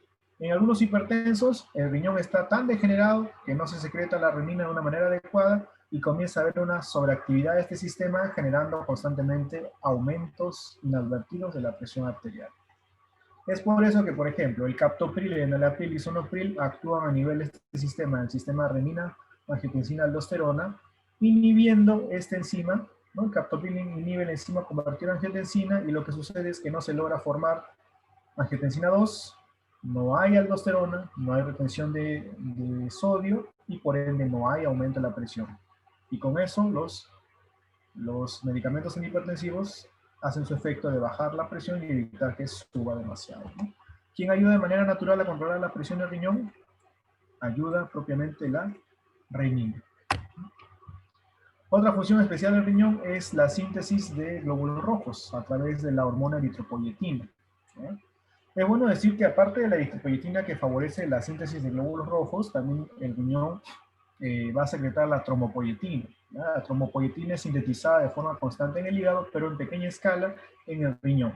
¿Y qué hace la trombopoyetina? Estimula la formación de plaquetas. Ahora, la eritropoyetina ayuda a formar glóbulos rojos en base a estímulos de hipoxia. Cuando hay baja o déficit de oxígeno a nivel sanguíneo, el riñón lo interpreta como que es necesario aumentar el suministro de oxígeno y ¿qué es lo que va a hacer? Va a estimular la médula ósea roja de los huesos largos y los huesos planos para que esta médula ósea roja genere más glóbulos rojos, una eritropoiesis. ¿A través de qué va a estimular la médula ósea roja? A través de la eritropoyetina, que es una hormona secretada por el riñón. Se estimula la médula ósea roja por la eritropoyetina y se forman eritrocitos o glóbulos rojos, que van a lograr hacer que se equilibre el déficit de oxígeno. Es una respuesta en pocas palabras al aumento de estrés celular por déficit o falta de oxígeno. Y una de mis funciones favoritas, que es la síntesis de la vitamina D3 o colecalciferol. Es algo que ahorita no vemos el problema, ¿no? Pero lo vamos a ver de acá a unos meses porque no dejamos, bueno, salir con justa razón por la pandemia a los pequeños, a los adultos mayores. La luz solar cuando incide en la piel, específicamente en la epidermis, tenemos diferentes tipos de grasas que bañan nuestra piel. Por eso cuando de repente en la mañana usted agarra su nariz, se la soba o su carita se lo soba, va a ver que sale como que su mano brillando, ¿no? Licenciado, ¿qué es eso? Eso es una grasita especial que tiene moléculas de colesterol. ¿Ya? Ese no es cualquier colesterol, es un colesterol preactivo. Cuando la luz ultravioleta toca esas grasas especiales de la piel, se activa una forma específica de esa hormona derivada del colesterol, que es, por decirlo de una manera bioquímica, es la 7-dehidrocolesterol. Se activa, se va a fabricar una provitamina llamada el colecalciferol, que es la vitamina D3. Cuando la vitamina D3 se activa con los factores del hígado, a formarse la 25-hidroxivitamina D3. Esta 25-hidroxivitamina D3 en el riñón, por acción de la enzima alfa-hidroxilasa va a formar la 1,25-dihidroxivitamina D3, que es la encargada de jugar con los niveles de fósforo y calcio en el cuerpo. Entonces el riñón te ayuda a regular los niveles de calcio, la osificación de los adolescentes y los niños y los niveles de fósforo y calcio en el cuerpo. Es una función específica de los riñones. La función, ¿para qué más nos sirve? Para el metabolismo del fósforo y calcio, como te había mencionado. Que la mayor parte del calcio que es filtrado en el glóbulo, ¿no? Tan solo un 1% se va a excretar en la orina elevada, ¿no? Pero generalmente no se encuentran trazas de calcio. Y acá te pongo algunos alimentos que tienen función calcificante y otros que son descalcificantes porque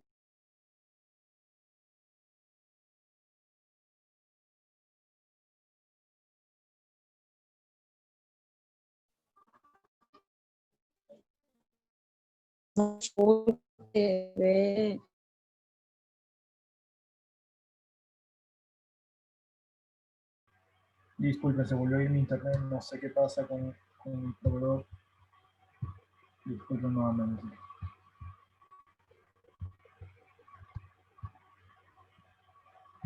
Ahora sí. Entonces, hay que tener en cuenta esto, ¿no? Sobre todo cuando consumimos alimentos con alto índice de calcio. La proporción de calcio y fósforo no puede ser muy distal, porque cuando es muy elevado la proporción de calcio y fósforo no se absorbe bien el calcio, ¿no? Por eso es que acá te pongo alimentos descalcificando, ¿no? Cuando el fósforo cuadruplica la proporción de calcio, básicamente no se absorbe nada del calcio, solo se absorbe. En cambio, los alimentos que tienen proporción similar de calcio y fósforo, se absorbe el 100% del calcio. Por eso te lo dejo de tarea, ¿no? La leche será un fósforo, porque tiene proporción similar de fósforo, está bien. Si tiene una proporción más elevada de fósforo, el fósforo no es una buena fuente de calcio, ¿no? Ya como tarea lo dejo así. Bien. Y bueno, para repasar como final, ¿ya? Recuerda que los riñones tienen como elemento de cuidado la filtración, ¿no? A nivel de lo que es estos túbulos especializados que en conjunto se llaman nefrona, ¿no? La nefrona básicamente van a ser en proporción 1.000.000 en el riñón, en el parénquima renal, sobre todo en la parte medular, ¿no? Ahora, son los principales responsables formadores de la orina. En muchos casos, estas nefronas poco a poco van bajando su funcionamiento a medida que nos acercamos a los 65, 70 años. El proceso degenerativo de las nefronas es normal, pero hay muchas personas maduras y adultos jóvenes que están deteriorando rápidamente este órgano por, de repente, hábitos perniciosos. Cada nefrona tiene dos estructuras principales, ¿no? Hablamos de la parte interna, que es este ovillo de capilares finos, que se llama glomérulo. Este glomérulo es diseñado para una filtración específica dentro de esta cápsula que vemos aquí, que es la cápsula de Bowman, ¿no? La arteria que va a entrar es la arteria aferente y la arteria que va a salir con el filtrado purificado del plasma es la arteriola eferente. La función va a ser de que en esta cápsula, por diferencia de presiones osmóticas, lo que no nos sirve los túbulos colectores renales y aquello que nos sirve se va a reabsorber por la arteriola eferente. Eso es lo que sucede en la nefrona. Y no pasa en una sola, pasa en miles, pasa en aproximadamente 1.000.000 de nefronas.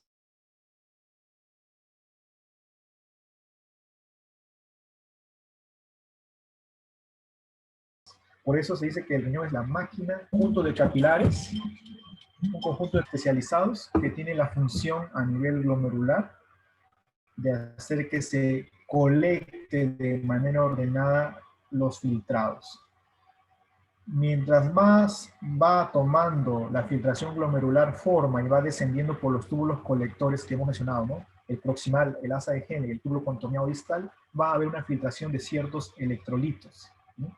La filtración glomerular inicial va a darse en cuanto a lo que es las moléculas más abundantes, como por ejemplo el agua y los solutos de relativo peso molecular, como son las proteínas, ¿sí? A través de los capilares finos y los poros de las cápsulas glomerular que están en el túbulo renal. La reabsorción tubular del agua va a continuar, la glucosa va a seguir continuando a nivel de los túbulos contoneados proximal, asa de Henle y distal. Y finalmente, ya cuando llegamos a la parte final, la parte del túbulo contoneado distal, que está colindante con la parte de los túbulos renales finales, ya se hace una secreción de los desechos de creatinina o tóxicos que van a ser vertidos en los túbulos colectores principales que van a dar origen o van a estar conectados al cáliz mayor y por ende van a recibir el filtrado o el nombre de orina. ¿Sí? La reabsorción de solutos se da en esta proporción. Recuerda que el sodio y el cloro son importantes, se reabsorben siempre. El agua 90% a más, diría hasta un 95 más por ciento se va a reabsorber. El agua siempre es importante, 60% de tu peso es agua, se tiene que reabsorber. El bicarbonato, el cloro y el sodio constantemente se van a reabsorber en el túbulo proximal. ¿Sí? Ahora, cuando bajamos al asa de Henle, sigue reabsorbiendo agua. Seguimos reabsorbiendo agua. Reabsorbemos sodio y cloro, que son tan importantes para el equilibrio hidroelectrolítico hidrosalino. En el túbulo distal ya se da la última absorción de algunos pares de hidrógenos, el elemento potasio, que también es muy importante, y el bicarbonato. Y finalmente, lo que ya no se puede reabsorber llega al conducto colector renal, se da un último pasaje de agua, sodio y cloro, y se excreta ya los desechos urea, creatinina y también agua en la orina. ¿Qué es lo que tiene una orina normal? Ya para terminar esta parte. Hay que recordar que la orina normal es más que todo agua más desechos. Un pequeño porcentaje de esos desechos, podemos decir 5% son electrolitos. Aproximadamente tenemos un conglomerado de 1,5 litros de orina al día. ¿Sí? El color debe ser un color amarillo ámbar. Nivel de ser turbio, un color medio claro, no ser totalmente turbio. Una acidez que va a tener tendencia a la acidez propiamente dicha, con un pH de 4.8 a 7.5. Proteínas no debería haber, como lo he mencionado. ¿Sí? La frecuencia va a ser proporcional a la ingesta de líquidos, pero se dice que una manera general es decir, el niño debe ir de 4 a 5 veces al día a miccionar. Digo, es una proporción general, no es un indicador definitivo. El adulto 5 a 6 veces al día y el adulto mayor un poco más, 6 a 8 veces al día. En cuanto a los cambios en el color de la orina, tener en cuenta que hay algunos medicamentos y circunstancias que van a hacer que cambie la orina de color. No por ende el paciente está enfermo, ¿no? En algunos casos puede ser por la ingesta de líquidos o porque le falta ingestar líquidos. La orina puede estar incolora o amarilla cuando está muy diluida. Se han utilizado de repente diuréticos de asa, furosemida, o de repente algún otro tipo de diurético especializado a nivel de sistemas a nivel renal, ¿no? Como la hidroclortiazida. Puede ser auspiciado una orina totalmente incolora o un amarillo muy pálido cuando se habla de una persona con diabetes insípida, ¿no? Donde ya hay pérdida de glucosa y electrolitos de manera masiva. Cuando se encuentra glucosuria, moléculas de glucosa en la orina, también se logra ver una orina incolora o a veces un amarillo muy pálido, ¿sí? Cuando una persona ingiere bastantes líquidos en su dieta, también se va a ver una orina diluida, ¿no? O sea, de un color prácticamente pálido o un amarillo incoloro. Y también se logra evidenciar ello en la enfermedad renal. Cuando hay un color amarillo o un blanco medio lechoso, se presume un color amarillo fuerte, ya tendiendo a un color medio mostaza oscuro, o un color medio blanco lechoso, se puede presumir de una infección. Puede ser con secreción de células leucocitarias, puede haber piuria con pus, o puede ser porque hay alguna infección propiamente en la zona uretral o en la zona vaginal que ha llevado a una coinfección de la uretra. Un amarillo brillante puede ser dado por múltiples preparados vitamínicos, como los que tiene la piridoxina, que es la vitamina B6, que uno usualmente puede orinar un color amarillo brillante, o aquellos que consumen complejo B, ¿no? Los que consumen complejo B también van a tener una orina de un color brillante, un color así, como si fuera fosforescente, no, bueno, no fosforescente, ¿no? Pero un color muy resaltante, ¿no? Que va a ser atípico, un color muy, prácticamente, bueno, vamos a ponerlo así, como un color de resaltador, así bien cargado, un color así brillante. De color rojo rosado puede ser por fragmentación de eritrocitos, de hemoglobina, de sangre macroscópica, porque puede haber algún vestigio de prostatitis o alguna intervención, de repente un prostectomizado o algún tipo de consumo de alimentos que tengan taninos que puedan pintar la orina, ¿no? Puede ser los que consuman remolachas, zanahorias o medicamentos que tienen esa distinción de cambiar a color rojo la orina, ¿no? La fenitoína, la rifampicina, ¿no? Los que están en programa contra la tuberculosis. Es clásico que orinen un color medio rojo rosado, ¿no? Entre otros medicamentos más. Ahora, de color azul o azuloso puede ser aquellos que consumen colorantes como el azul de metileno, alguna enfermedad de colonización por pseudomonas y algunos medicamentos como la amitriptilina y el trientereno. De color ámbar puede estar auspiciado por la nitrofurantoína, que es un antiséptico urinario, de carotenoides en exceso, ¿no? Que son provitaminas A. También se encuentra el color naranja o ámbar en personas que están deshidratadas. Y de color marrón o negra es porque hay muchos eritrocitos viejos, hay residuos de urobilinógeno, bilirrubina en abundancia, de proteínas como la melanina, la porfirina o una orina en extremo concentrada por una deshidratación severa.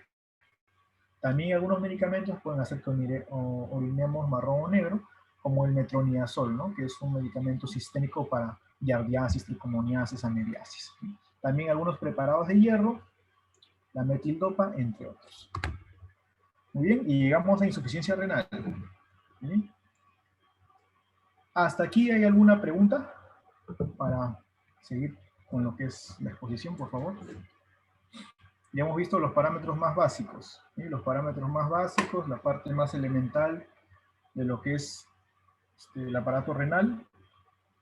Ahora vamos a hablar de la parte especializada, de la parte específica. ¿Sí? ¿Hay alguna pregunta hasta ahí? Si gustan, pueden escribir por el chat, por favor. Escribir alguna pregunta de lo que hemos visto hasta ahora, lo que hemos conversado. ¿Sí? Bueno, no hay más preguntas, vamos a continuar. La National Kidney Foundation. ¿Qué es la National Kidney Foundation? Es la Sociedad Nacional, bueno, que en realidad es norteamericana, del riñón. Esta Sociedad Internacional del Riñón, que es norteamericana, nos dice que la insuficiencia renal es una de las primeras causas de degeneración en el paciente hipertenso y diabético. ¿Ya? Ellos la llaman enfermedad renal. Es adecuado decir también insuficiencia renal. Lo toman como sinónimo. ¿Sí? Y la definen como una enfermedad donde el riñón se vuelve incapaz de filtrar la sangre lo suficientemente bien y no puede hacer obviamente los demás trabajos que hemos visto que realiza, ¿no? Que son importantes para la homeostasis y el equilibrio normal del cuerpo. Ahora, para la National Kidney Foundation, insuficiencia renal o enfermedad renal va a ser diferenciada de otros procesos degenerativos cuando se evidencia la presencia de daño en el riñón con un periodo mayor a 3 meses continuos. Y cuando hay evidencia, ¿ya?, de una alteración en la función renal con marcadores de daño in situ. ¿Qué marcadores de daño pueden ser? Exámenes de laboratorio que avalen un déficit en el funcionamiento, como por ejemplo la tasa de filtrado glomerular. Es un examen de bandera para poder evaluar si es que el riñón está haciendo bien su trabajo. Entonces viene a ser eso: algún tipo de daño en el riñón que tiene más de 3 meses de duración, con evidencia de alteración en la función y con marcadores de daño que nos digan que esa función está alterada.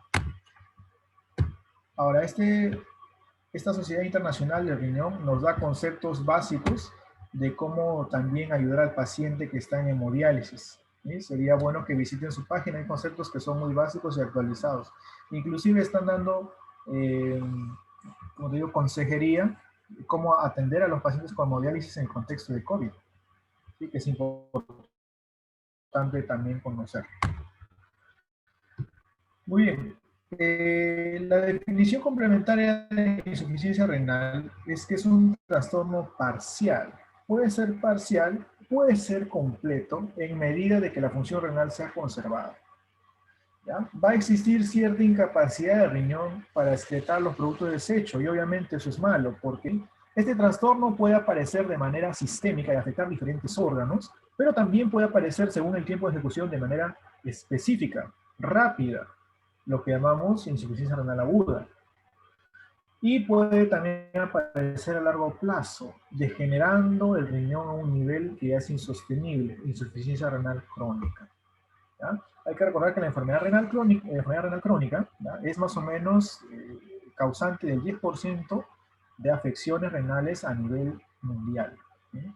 10% de la población a nivel mundial tiene afecciones renales con insuficiencia renal o enfermedad renal crónica, lo cual es preocupante porque es una cifra que ha ido de menos a más. En la línea del tiempo, las personas que dependen de un hemodializador no han disminuido, han estado aumentando, actualmente aumentan y seguirán aumentando por los hábitos perniciosos que tenemos.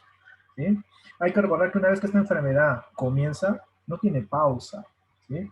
Está bien, el hemodializador le va a ayudar al paciente, le va a dar estabilidad, pero no va a preservar el 100% de su vida, como sí lo haría tener la función renal intacta. ¿Sí? Esta enfermedad es progresiva, lamentablemente. Y sus síntomas en etapas avanzadas, ¿no?, es altamente demandante de costo y en algunos casos invasivo y molesto por poner algunos catéteres o algunos elementos invasivos que ayuden a que el hemodializador haga un trabajo mejor. Entonces también es incómodo para el paciente. Hay que tener en cuenta ello. La OPS, la OMS y la Sociedad Latinoamericana de Nefrología e Hipertensión, la sociedad llamada SLAM, promueven estrategias dirigidas a prevenir la enfermedad renal, mejorar el acceso a tratamientos igualitarios, ¿no?, en un sistema de salud fragmentado como el cual vivimos, ya que se estima que una proporción muy significativa de las poblaciones no logran acceder efectivamente a terapias que le puedan salvar la vida. Y esto es lamentable, porque muchas personas mueren de coma urémico. ¿Qué es el coma urémico? Es el coma que da una persona cuando ya tiene demasiados desechos y tóxicos en el cuerpo y ya su sangre no puede procesarlos porque lógicamente el riñón ha fallado, pero tampoco puede surtirse o servirse de una máquina de hemodiálisis o de una diálisis peritoneal domiciliaria, y lamentablemente el paciente no resiste y muere de un coma urémico por una toxicidad mayor a nivel sanguíneo, porque todos los tóxicos deben de ser evacuados. La hemodiálisis es 3-4 veces a la semana. ¿Qué pasa si usted le quita el hemodializador a un paciente? No va a resistir más de 2-3 semanas. Lamentablemente es así. El daño renal puede ocurrir de manera súbita, de un momento a otro. O también, como te digo, puede desarrollarse de manera estrepitosa a lo largo de un periodo donde pasamos inadvertidos o pasamos por alto varios síntomas, porque el cuerpo nos enseña a reconocer dónde le duele o qué le pasa, solo que nosotros ignoramos sus alarmas. ¿Cuál es la prevalencia y la incidencia? Dos palabras de término epidemiológico importantes. ¿Qué es incidencia? ¿Qué es prevalencia? Incidencia es el número de casos en un tipo de población, casos nuevos. Y la prevalencia son los casos que quedan de manera específica en un sector, o sea, cuánto van a estar presentes a lo largo del tiempo. En nuestro caso, la incidencia y la prevalencia, o sea, los casos nuevos y los casos que ya están y continúan como un periodo o como una constante en la población, los dos parámetros epidemiológicos nos arrojan cifras muy preocupantes, porque la prevalencia, según las encuestas que ha hecho el Ministerio de Salud, aquí en el Perú, porque es una encuesta nacional, el sexo femenino es la que tiene mayor incidencia y prevalencia de casos. Y si hablamos de la edad más, más deteriorada o que más está siendo atacada por estos procesos degenerativos de la función renal, es la edad que va a superar, ¿cómo se llama? El adulto mayor, ¿sí? El adulto maduro y el adulto mayor. Entonces, es muy anecdótico tener en cuenta ello, ¿no? Porque muchas personas piensan que la insuficiencia renal ataca solo a este grupo, pero en realidad de manera heterogénea ataca a diferentes grupos.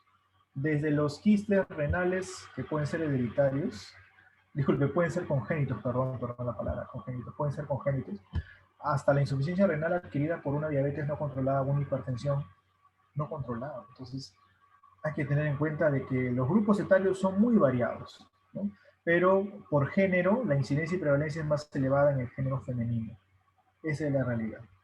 ¿Por qué? Porque es, bueno, volvemos al mismo concepto básico, el concepto de la filtración y el concepto de la uretra, ¿no? ¿Cuál es la uretra más fácil de tener acceso a una bacteria? La uretra pequeña, ¿no? Entonces muchas veces las damas a veces sufren en silencio infecciones urinarias que no logran curar o que no curan completamente, y con el paso del tiempo, aunque ustedes no me lo crean, una infección urinaria leve se puede volver una infección complicada y comprometer al riñón. Entonces siempre hay que tener criterio de no automedicarse, pero tener en cuenta de que es bueno un tipo de prueba que le dé al médico el sustento, ¿no? Hay que hacer un análisis de orina completo, o de repente un urocultivo, que sería lo ideal, ¿no? ¿Quieres tomarte antibióticos para la vía urinaria? Consejo siempre, un urocultivo hace una gran diferencia porque usted ve el perfil de reacción o el perfil de resistencia antibiótica de la bacteria que está haciendo el problema. Entonces siempre es bueno ese tipo de, de pautas. Hay dos tipos de insuficiencia renal. La aguda, que se da en un periodo de tiempo específico, puede ser por una enfermedad que descompensó el sistema de filtración, el sistema excretor a nivel urinario, desde las autoinmunitarias hasta las enfermedades de septicemia o las ITU complicadas, ¿no? Puede ser de índole agudo. El paciente lo tenemos que poner en hemodiálisis, pero solo por una ocasión u oportunidad porque necesitaba un hemodializador, ¿no? Tuvo de repente algún síndrome urémico que le hizo aumentar los procesos tóxicos dentro del cuerpo y evitó de que el riñón pueda hacer bien su trabajo de filtración momentáneamente. No está dañado el paciente, pero ha tenido una disfunción renal. Puede ser porque varió el pH, se volvió mucho más ácido, ¿no? Acidosis tubular. Puede ser porque el potasio comenzó a subirse, ¿no? Hiperpotasemia, mayor de 5.5 miliequivalentes por litro. O puede ser porque la urea también se vio disparada, ¿no? Esto es lo que hablamos de la uremia. Entonces, en estos casos de que momentáneamente una enfermedad de fondo lo ha descompensado al paciente, se le pone en hemodiálisis 1 o 2 días, una semana, y luego se le retire la misma solo para apoyarlo. Pero su riñón está funcionando bien. Solo ha sido en fase aguda porque necesitaba en un momento determinado. Este tipo de pacientes no se va a profundizar porque no viene el caso. Lo que nos interesa son aquellos que se van a hemodializar de manera constante.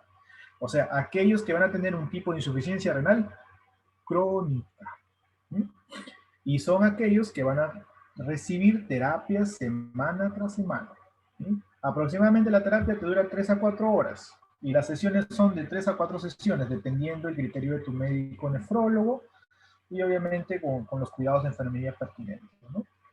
Va a ser en centros de diálisis cuando se habla de hemodiálisis, ¿no? Digamos que la red asistencial que tiene más hemodializadores en el país es de Salud, no hay que mentir, es la verdad. Y a nivel domiciliario, bueno, la diálisis peritoneal, que es mucho más cómoda, pero también es un poco más demandante de otros recursos, ¿no? o por ejemplo recursos financieros, recursos de equipamiento y de mucha bioseguridad, porque fácilmente la diálisis peritoneal termina en peritonitis. Eso no es por advertirte, pero es una gran realidad. No se tiene el cuidado que se debe. Por eso, cuando nosotros hacemos diálisis peritoneal, se le enseña solo a un familiar a manejar. Solo uno, porque si le decimos todos pueden meter mano en este catéter, en la fístula, etcétera, se contamina porque jugamos a teléfono malogrado. Uno otro que se hizo bien, que se hizo así, que se hizo así, y al final ninguno hace el trabajo bien y le delegamos la responsabilidad a uno y termina el paciente con una septicemia o una peritonitis. Solo porque se le delegó la función a un familiar y él le pasó la voz a los demás que podían hacer lo mismo. Por eso, si es que va a hacerse diálisis peritoneal y el paciente desea en su domicilio, ¿no? Por todas las facilidades, solo se da una buena capacitación, una supervisión a un solo familiar, no a todos, ¿no? Bueno, y la diálisis y los pacientes con insuficiencia renal crónica, lamentablemente, de por día necesitan el hemodializador o el dializador y hasta que reciban un trasplante renal, ¿no? ¿Qué pacientes son candidatos a decir que necesitan una hemodiálisis? ¿No? Son todos los que tienen insuficiencia renal crónica. O sea, aquellos que están en el estadio 5, que es el estadio más avanzado de disfunción renal. ¿Sí? ¿Quiénes son los que tienen el estadio 5 generalmente? ¿Ya? Digo generalmente porque hay otras causas. Dos primeros lugares, por favor, indiscutiblemente. Paciente que tenga nefropatía diabética, ¿ya? Por una degeneración de riñón por exceso de glucosa filtrada. Recuerda que en la glucosuria es un indicador de que el riñón no está filtrando bien, pero no creas, el colador del riñón se va malogrando en medida que usted le va poniendo elementos muy pesados para filtrar. Y lamentablemente la glucosa es un elemento pesado para filtrar. Es como si, por decir, con un colador fino quisieras filtrar, no sé, canicas. ¿Vas a poder? Obviamente que no, pero el riñón se esfuerza por hacerlo. Y en esforzarse por filtrar esos elementos, esos solutos de peso molecular tan elevado, se daña los glomérulos, se daña la nefrona y por ende la unidad de filtración se va a disminuir la tasa de filtración y la efectividad para poder hacer bien su trabajo. Nefropatía diabética, primer lugar de causa de insuficiencia renal crónica. Segundo lugar, las personas que sufren de trastornos de hipertensión arterial. ¿Por qué ellos tienen tendencia a ser candidatos a una hemodiálisis, sobre todo cuando es una hipertensión arterial no controlada? Porque los capilares de los túbulos y de los glomérulos, para ser más específicos, van a colapsar. Colapsan por el exceso de presión arterial. Los capilares son muy finitos, de ahí viene la palabra capilar, viene de Capelli, ¿no? Los capilares son tan finitos como cada fibra de tu cabello. Entonces imagina someterlos a presiones elevadas por una hipertensión no controlada. ¿Qué pasa con esos capilares finitos? Revientan, eclosionan y se degenera la arquitectura de filtración de la nefrona y por ende tenemos una insuficiencia renal crónica debido a una hipertensión arterial no controlada. Otro tipo de patologías pueden ser las glomerulonefritis, las glomerulopatías en general, ¿no? Enfermedades hereditarias, otras congénitas, etc. Ahora, ¿qué causas prevalentes? Como te dije, la diabetes y la hipertensión. Hay que tener en cuenta que la insuficiencia renal crónica va a estar asociada a otras enfermedades crónicas, ¿no? Puede ser también las enfermedades cardíacas, la obesidad, ¿no? De gran importancia es tener nuestro concepto de prevención bien puesto, diagnóstico y un tratamiento oportuno. Ahora, los signos y síntomas de la enfermedad del riñón, ¿ya? Van a desarrollarse en el paso del tiempo. El daño va a continuo y avanza de manera lenta pero constante. Pueden haber síntomas que a veces uno no relaciona con insuficiencia renal. Tú vas a decir, ¿cómo es posible y por qué? Pueden haber náuseas, vómitos, pérdida del apetito, síntomas gastrointestinales. Síntomas gastrointestinales. Fatiga, debilidad, problemas del sueño. Orina, bueno, eso sí es muy evidente. Disminución de la.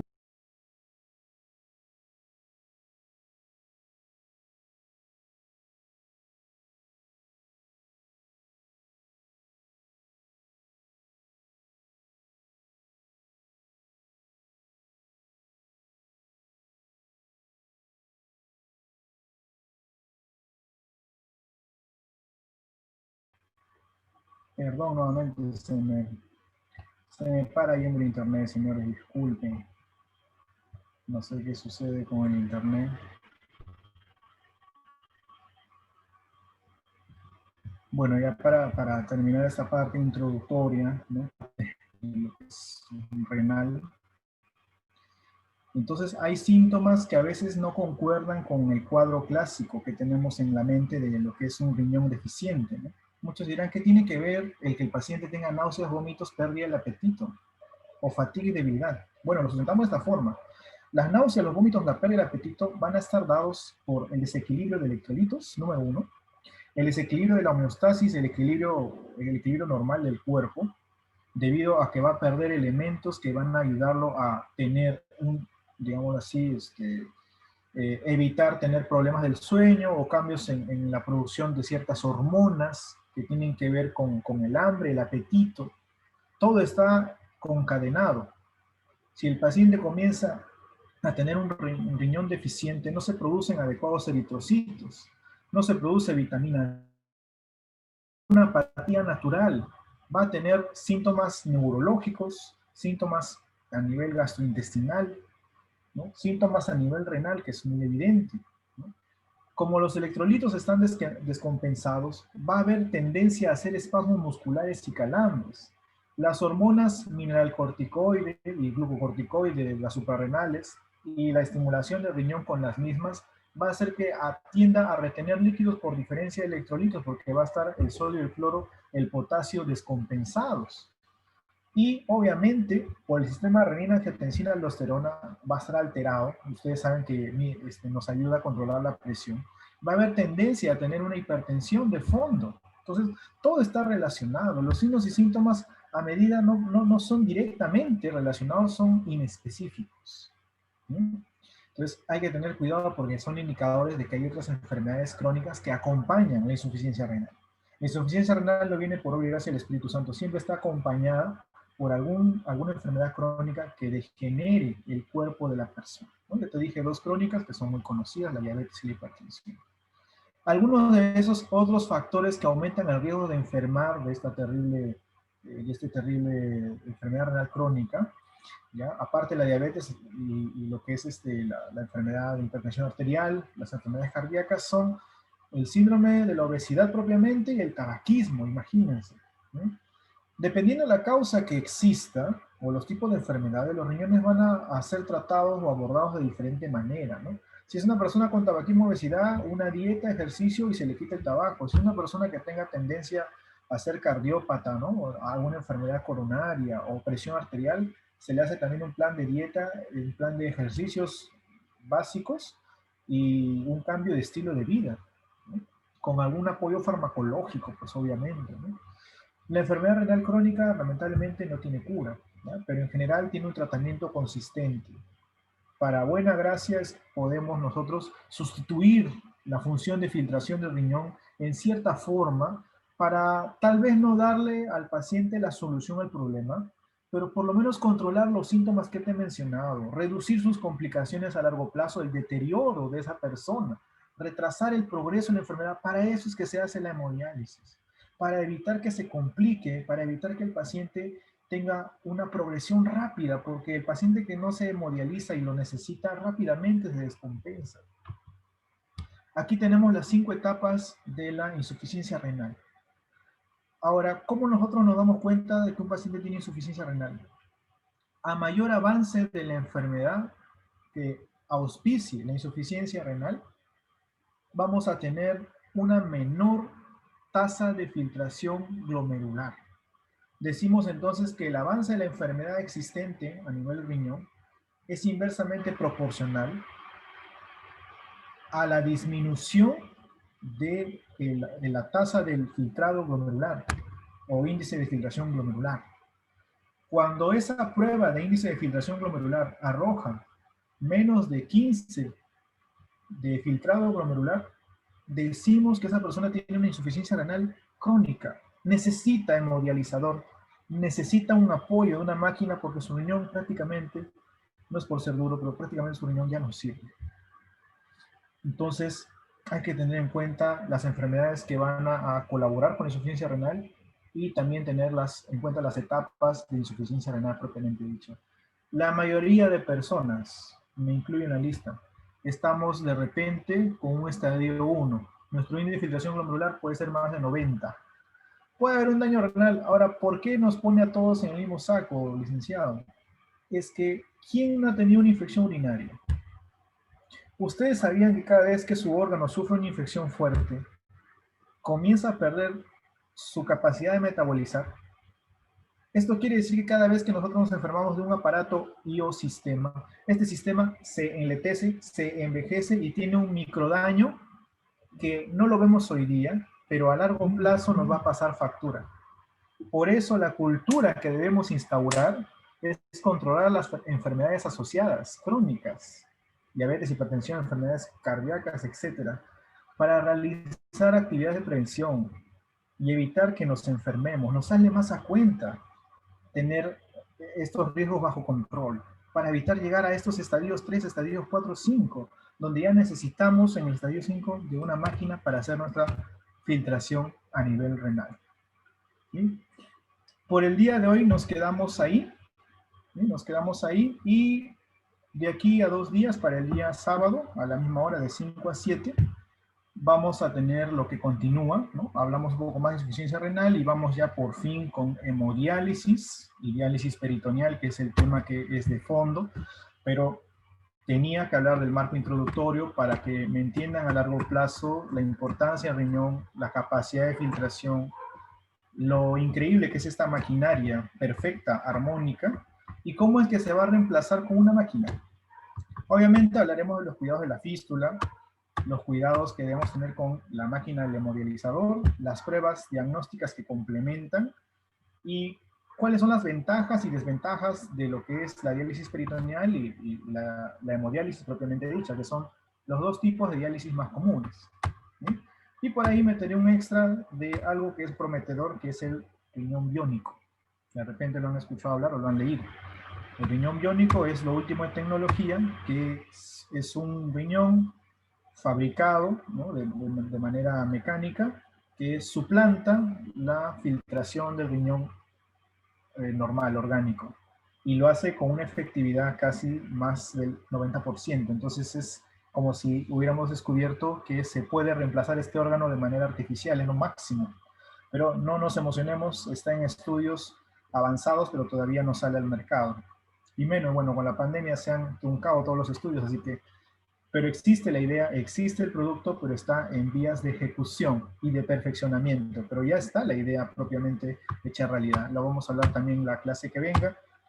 Está este maravilloso descubrimiento de la biomédica, que es el riñón biónico. Bien, hasta ahí tenemos alguna consulta, alguna pregunta. Recuerden que el sábado a la misma hora, de 5 a 7, vamos a terminar con lo que es hemodiálisis propiamente y diálisis peritoneal.